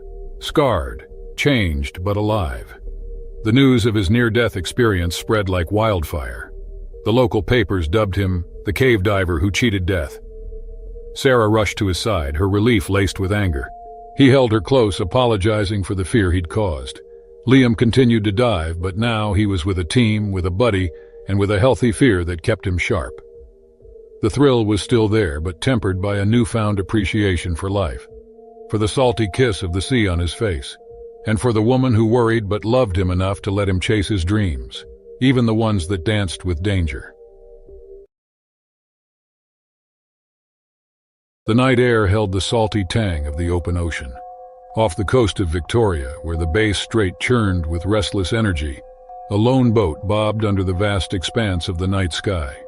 It was August 2009, and for Elias Walker, this was where the world made sense. Elias wasn't a weekend angler seeking easy trophies for bragging rights. He was one of the old breeds, with a weathered face lined with more stories than smiles. Fishing wasn't a hobby for him. It was in his blood, a legacy from his grandfather and generations before. This was the hour he loved best, the quiet broken only by the waves, the distant cries of seabirds, and the comforting rumble of his boat's engine. He'd left the crowded docks far behind, seeking the deep waters where the considerable fish lurked. The riskier the spot, the greater the reward. Some called him crazy, a man pushing his luck too far. He just shrugged. He was against nature, and nobody ever won against the ocean. As he said his lines tonight, Eli felt a tingle of anticipation. This wasn't just about putting food on the table. His wife Sarah and their 2 boys depended on his catch, but that wasn't what drove him deep down. He craved the fight, the thrill of pitting himself against unseen monsters lurking below. He knew the dangers, the sudden storms, the rogue waves, the creatures most didn't believe existed in these waters. Tiger sharks were one of those creatures. They favored warmer climates, but fishermen whispered stories and sightings of solitary beasts venturing south in search of prey. The tales hinted at myth mixed, with terror, fishermen disappearing without a trace, and battles fought and lost in the darkness. It was a fear Eli shoved into the deepest recesses of his mind. Tonight he was focused on the task at hand. He knew his lines, his knots, his boat, and his own strength. His first few catches were decent. Snapper, a plump flathead, good eating, good money at the market. But Eli was restless, hungry for something more. Shifting to a sturdier rod, heavier bait, he cast out and sank back against the railing. The distant lights of the shore were a faint shimmer on the horizon. The time he was dissolved into the boat's rocking and the sea's endless rhythm. It was a trance-like, meditative, until his line tightened with a force that jolted him from his thoughts. The line whipped from his hand, sizzling with friction and digging into his skin. Eli braced himself against the railing, shock turning to grim determination. This was no ordinary fish. This was the fight he'd craved, and it might just be the one that killed him. Hauling back on the rod was like pulling against a truck. The unseen creature on the other end surged and dived, a monstrous force straining his line to the breaking point. It was too powerful to haul on board. Instead, he'd have to tire it out, let it thrash, and fight until it weakened. It was a dangerous gamble, but Eli had gambled with his life before. Hours slipped by in a haze of agony and constant battle. Liam's hands were blistered, his muscles ached, but he persevered with the stubborn resilience typical of his kind. Suddenly, the creature broke through the surface, its silver form flashing. Eli's stomach churned. Tiger shark. Its huge eyes glinted in the moonlight, easily twice the size Liam had ever encountered. He hadn't hooked this monster. It had hooked him. One wrong move and it would drag him overboard and into those gaping jaws lined with hundreds of razor-sharp teeth. He cursed himself for his recklessness, for chasing this fight too far.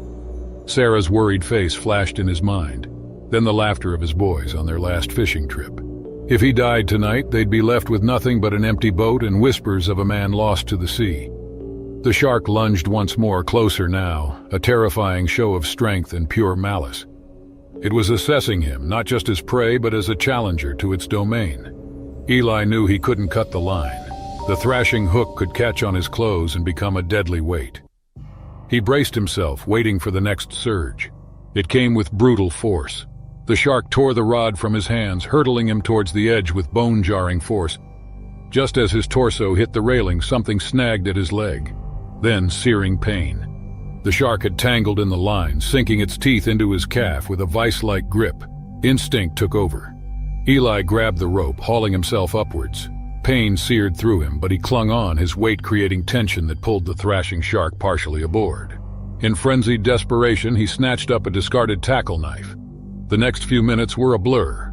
Out of its element, the shark snapped and thrashed, creating chaos. Eli aimed blindly, stabbing at its thick belly again and again.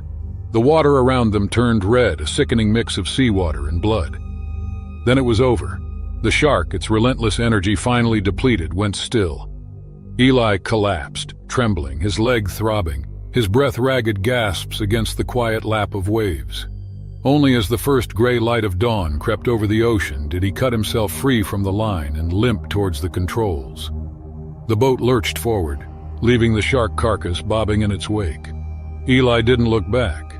Instead, he steered towards the shore, the pain fading against determination. He had survived, but the experience would mark him forever. Once his playground, the ocean now held a darkness he hadn't known before. That night, he made a silent promise. No more solo excursions. No more seeking out the monsters of the deep. Some challenges weren't worth the price, and a man should know when the sea had won the round. The sun blazed a relentless path across the water, transforming the stretch of ocean off Western Australia's Ningaloo Reef into a shimmering expanse.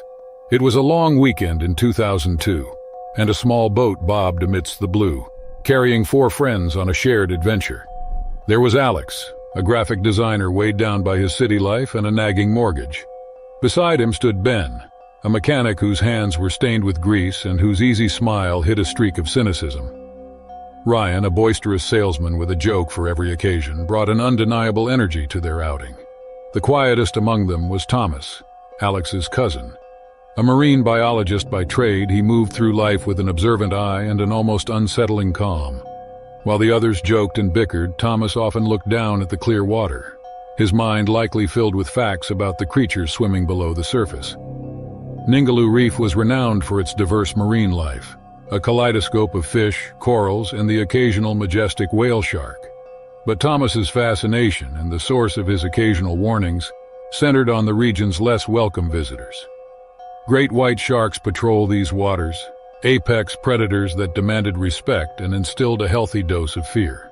The thought of encountering one sent a shiver through the men, even as they secretly hoped to glimpse a fin cutting through the waves. The morning passed in a pleasant rhythm. Laughter rang out with each fish caught. Stories from their lives back on land intermingled with excited shouts and bursts of profanity from Ben whenever a line got tangled. Ryan, ever the opportunist, hooked into something monstrous around noon, and the ensuing struggle drew whoops and cheers from the others. When they finally hauled their prize on board, a giant shimmering tuna, spirits soared. Visions of a beachside feast filled their heads. Their idyllic day took a dark turn when the engine sputtered into silence. Ben, their resident mechanic, bent over the tangled machinery, his usual confidence slowly eroding. Alex, no stranger to deadlines and unforeseen problems, felt unease settle in his stomach.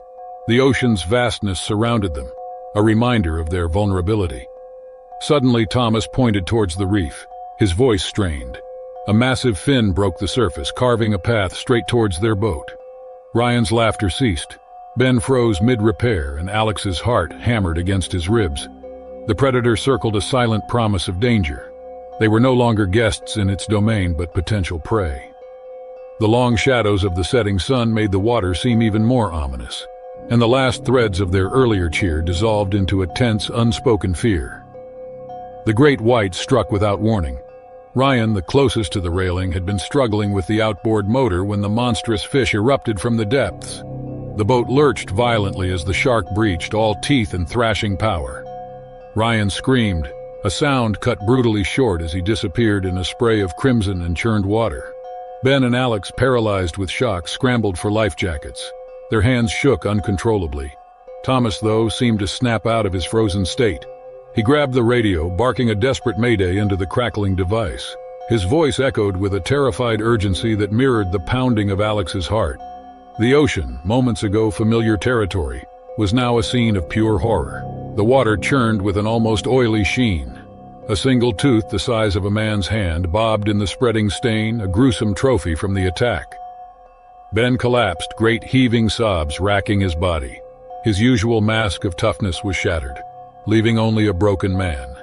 Alex could only stare, his mind unable to process the sheer brutality of Ryan's end. Only minutes ago they'd been laughing. Now there was only silence and the lingering smell of blood.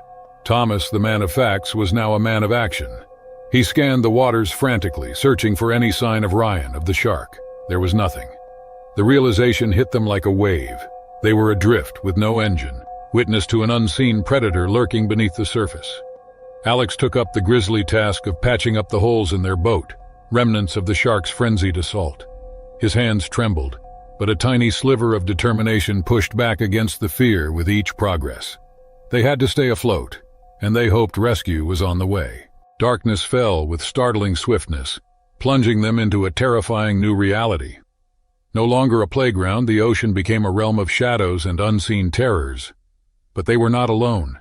Strange, glowing shapes materialized beneath the boat, bioluminescent plankton, disturbed by their frantic movements, painting the water with an eerie light. It was as beautiful as it was terrifying, a reminder of the sea's wonders and horrors in its depths. A desperate plan formed in Alex's mind as the night wore on. Taking a length of rope, he tied a life jacket to one end and lowered it into the water, the glowing plankton swirling around it. It was a long shot, a distraction tactic. The shark could be drawn to the movement and leave their battered boat alone. The hours dragged by and sleep was impossible. Ben mumbled incoherently, lost in his grief. Thomas stared out at the vastness, his jaw clenched.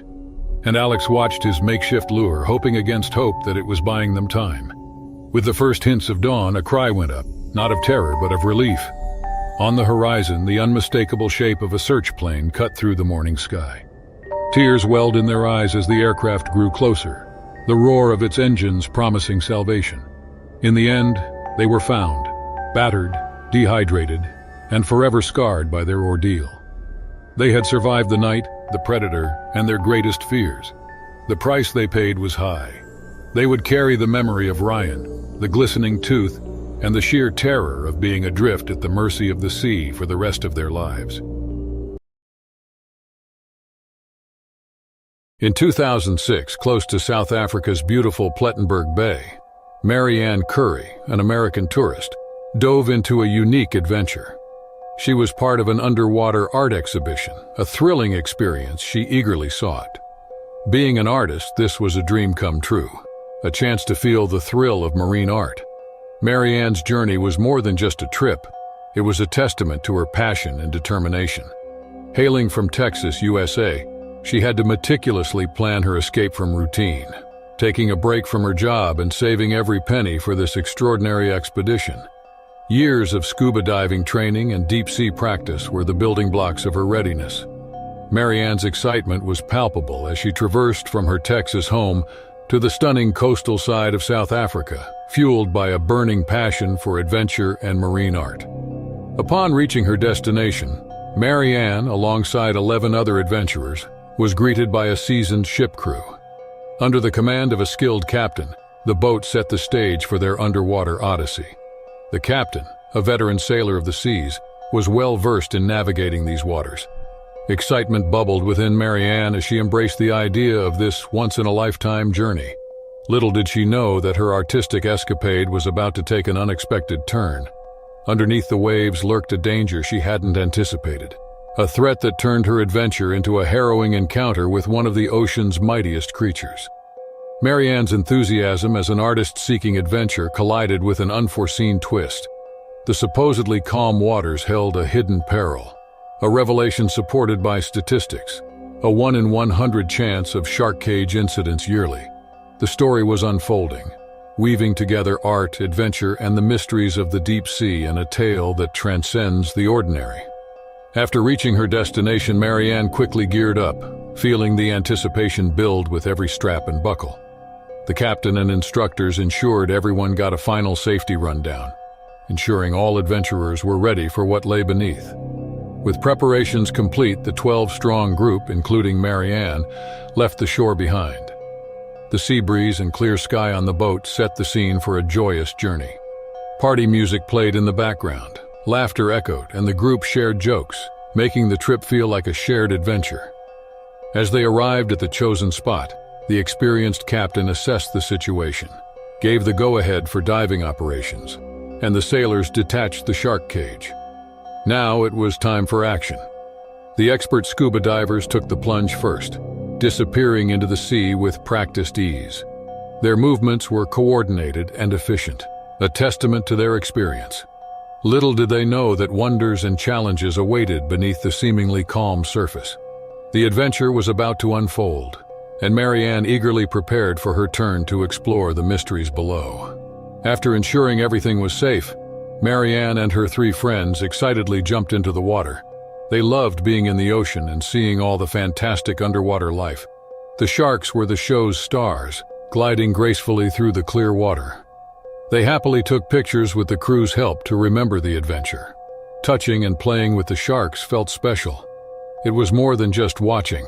They connected with these incredible creatures. The whole experience was pure joy. They laughed and shared the excitement, making it a memorable adventure together. In those moments underwater, time seemed to slow down. It was like being in a magical world, surrounded by the beauty of the sea. The simplicity of enjoying nature's wonders made the journey a celebration of the ocean's magic. After the divers finished their time in the water, they were told to go back to the boat one by one. But when Mary Ann left the cage, something strange happened in the water. Out of nowhere, a big white shark with scars and an unusual size slammed into the cage, blocking the main door. Now Mary Ann was in danger of getting hurt or something even worse. The sudden attack of the shark created chaos. The once exciting atmosphere on the boat turned tense. The crew, who knew how to handle unexpected situations, quickly worked to figure out what to do and keep everyone safe. This unexpected twist in the adventure highlighted how nature can be unpredictable, turning a thrilling experience into a nerve-wracking encounter with one of the ocean's top predators. Frightened and worried, she found herself trapped as the shark circled the boat, attacking the cage relentlessly. As the situation escalated, the captain, experienced in such challenges, ordered everyone on board to minimize risk. Armed with an old iron pole, a reliable companion weathered countless ocean encounters, the captain bravely intervened, strategically hitting the shark to protect Mary Ann. The shark, in response, bit into one of the buoys, causing the cage to sink. Panic gripped everyone, but the captain persisted. creating a safe opening for Marianne to swim out from the top of the cage. Pulling her to safety, the captain defended against the shark's advances with powerful blows to its head. Feeling scared and keeping quiet, the group slowly made their way back to the shores. The seriousness of the incident left everyone without words, each person quietly checking for injuries and making sure everyone was okay. The air was tense and the weight of what happened hung over them as they returned, grateful for solid ground safety. Once ashore, they gathered, still in silence, trying to process the unexpected turn of events and thankful that, despite the fear, everyone was safe. Marianne, shivering not from the cold but from the traumatic experience, developed a high fever. In the aftermath, she expressed heartfelt gratitude to the captain for saving her life. The incident served as a stark reminder that life can take unexpected turns, emphasizing the importance of preparation for worst-case scenarios. A dedicated night surfer, Lucas Mendes felt his soul tugged by the surf on a calm beach in Brazil. Lucas, 28, loved the ocean's gentle lapping against his board and found peace in the lap of the waves. He was a seasoned surfer with a lean body and years of experience in the water.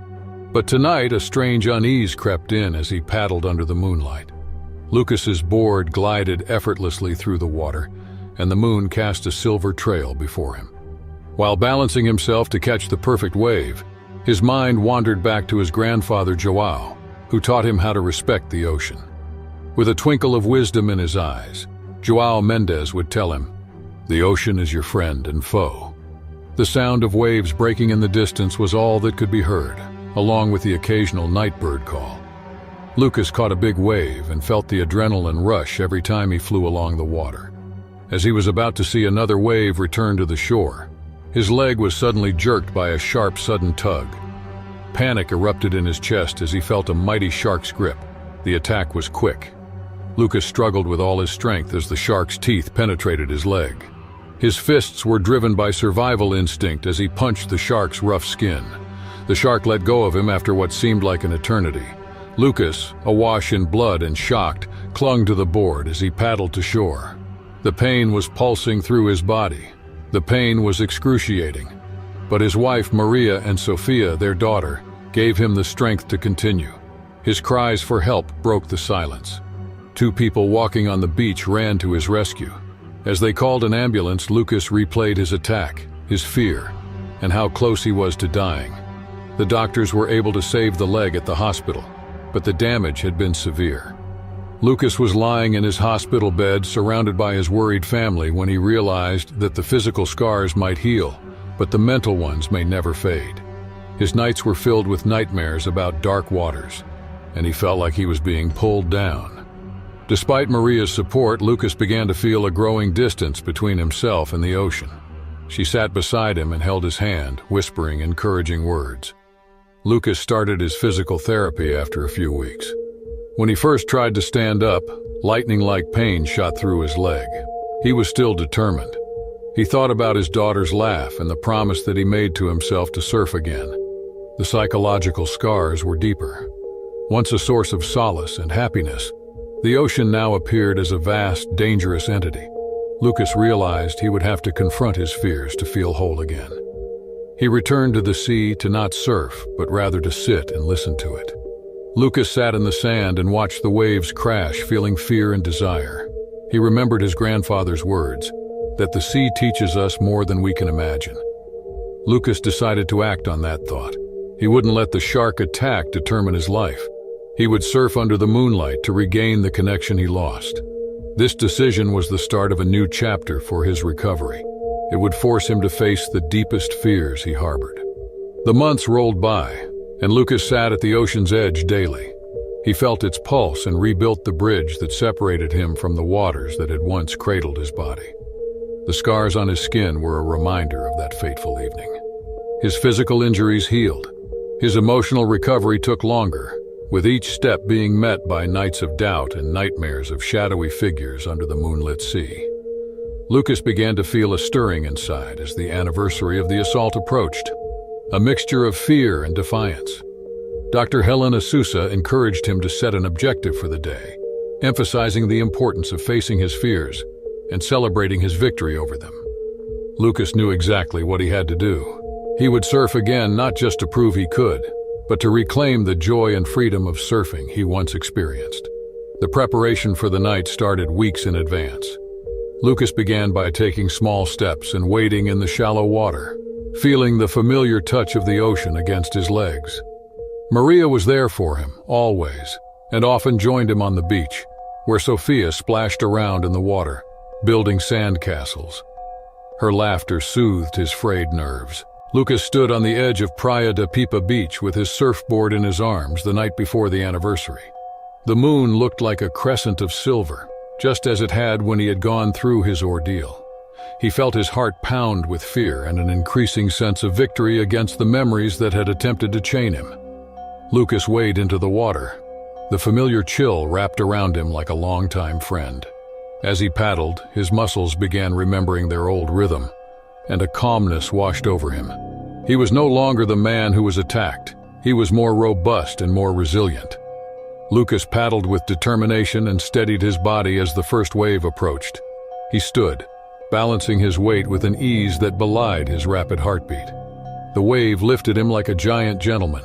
The small group of friends and family who supported him cheered as he rode to the shore.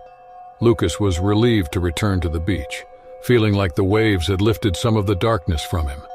He hugged Maria, whose presence had been a constant force on his turbulent journey. Sophia ran to him and wrapped her arms around his legs, her excitement evident in her actions. She looked up at him with eyes full of wonder and magic, imagining him surfing the moon. Lucas and his family sat around a small fire that night. The ocean seemed to them less like a monster than a friend who taught him an important lesson. The sea had forever changed him. He knew it would be a long road back to recovery. He also knew that each time he faced waves, he could regain a part of himself he thought he lost. Lucas Mendez's story, in which he faced the jaws and depths of his fears, will be told for many years at Praia da Pipa. His story is not only a story of survival, it's also a testament to how the human spirit can overcome and find renewal at the same place that brought it to its knees. Isla Mackenzie stared across the endless blue of the Indian Ocean. Sea spray glittered in the South African sun as their boat, the Ocean Drifter, bobbed rhythmically. It was the 12th of July, 2001, a day etched into Isla's memory forever. A veteran diver with countless hours exploring the world below, she was on assignment with her longtime partner, Jonah Van Dyke. Jonah was a bear of a man, his tanned face a roadmap of a life lived outdoors, a stark contrast to Isla's lean frame and sun-kissed freckles. They were a mismatched pair, yet their shared love for the ocean made them an unstoppable team. Today was no ordinary dive. They were off the coast of Gansbai, known as the significant white shark capital of the world. These magnificent but fearsome creatures were as mysterious as they were dangerous. Isla had a healthy respect for these animals. Despite years of experience, the thrill of being close to such raw power was undeniable. The morning had started like any other. In her well-worn wetsuit, Isla and Jonah wrestled the heavy steel cage into the water. Their observation pod allowed safe, close-up encounters with the sharks. The crew, buzzing with nervous excitement, baited the water with fish parts and oils, creating a slick to attract their star. As Isla slipped into the cage, she felt a familiar pang of anticipation mixed with caution. She checked her oxygen tank and regulator, and the rhythm of her breaths was a soothing mantra in the silence of the descent. Below, the world transformed. Gone was the sun-dappled surface. Here, all was deep blue and calm tranquility. Already submerged and keeping watch, Jonah signaled to her from outside the cage. With a final deep breath, Isla closed the hatch and sank into the heart of the shark's domain. It was a waiting game now. Great whites were intelligent predators, patient and cunning. Years of study, they taught her about their acute senses of smell and sight. They could detect minute electrical currents emitted by living creatures. Jonah's missing leg was a constant reminder that nature played by its own rules down here. Isla loved her work but never forgot the inherent danger. Time, they seemed to both crawl and race underwater. Shadows flickered in the periphery of Isla's vision, but the great white remained elusive. Just as a numbing sense of routine began, a colossal shape materialized from the blue gloom. The shark was enormous, easily 5 meters long. Its skin was scarred, a testament to countless battles fought and won. It circled the cage slowly, its dark eyes seeming to fix on Isla with chilling intelligence. Something wasn't right. The shark's movements were erratic, unlike the calculated passes she was familiar with. And then it struck. With astonishing speed, the shark rammed the cage, the steel bars groaning and buckling under the impact. The force knocked Isla off her feet, sending her tumbling. Desperately, she grabbed a handhold as another blow shuttered the cage. The shark was in a frenzy, a mindless machine of teeth and muscle. Panic threatened to consume Isla. Yet beneath the terror, her diver training kicked in. She forced herself to breathe slowly to assess the situation. The cage, though dented, was holding. Her oxygen supply was intact. But for how long? The shark attacked again, this time targeting a corner of the cage. The bars bent with a screech, the gap between them widening alarmingly. Ila's heart pounded in her ears. The shark, sensing weakness, thrashed against the cage, its jaws wide open. Then, with a sickening twist, a bar snapped. Metal shrieked as another followed suit. Saltwater rushed in as the shark lunged, its massive head thrusting through the widening gap. Ila scrambled back, barely evading the snapping mass of teeth. This wasn't a curious nudge, this was an all-out attack. In a desperate move, she grabbed a spare tank, using it to wedge against the predator's snout. Simultaneously, she fumbled for the emergency release on the cage hatch. The shark thrashed, its rough scales scraping against her skin, its eye rolling wildly. With a final desperate shove, Ila propelled herself out of the broken cage. The shark swiveled, a blur of white and gray, narrowly missing her outstretched legs. She kicked frantically towards the surface, and the image of the shark's open maw burned into her mind. When her lungs screamed for air, Ila gasped frantically through the waves. Strong hands hauled her roughly onto the boat deck. It was Jonah, his face a mask of strained fear. She could barely speak, only pointing feebly back towards the water. The crew acted quickly, winching the damaged cage out of the depths. It emerged twisted and shattered, a testament to the raw power of the ocean's apex predator. But the shark vanished back into the blue where it belonged. Isla sat trembling, her wetsuit ripped and bloodied. The aftermath was a blur of questions, medical checks, and concerned faces. Later, as the sun dipped below the horizon, painting the sky with streaks of orange and purple, Isla found herself alone on the deck, staring into the darkening water where her ordeal had unfolded. She had cheated death, but the experience had changed her. Once a familiar playground, the ocean now held a hint of menace. Images of the attack haunted her dreams. It would take time to heal, both physically and mentally. And though Isla would return to the sea she loved, she knew a sliver of innocence was lost forever in those steel-barred depths.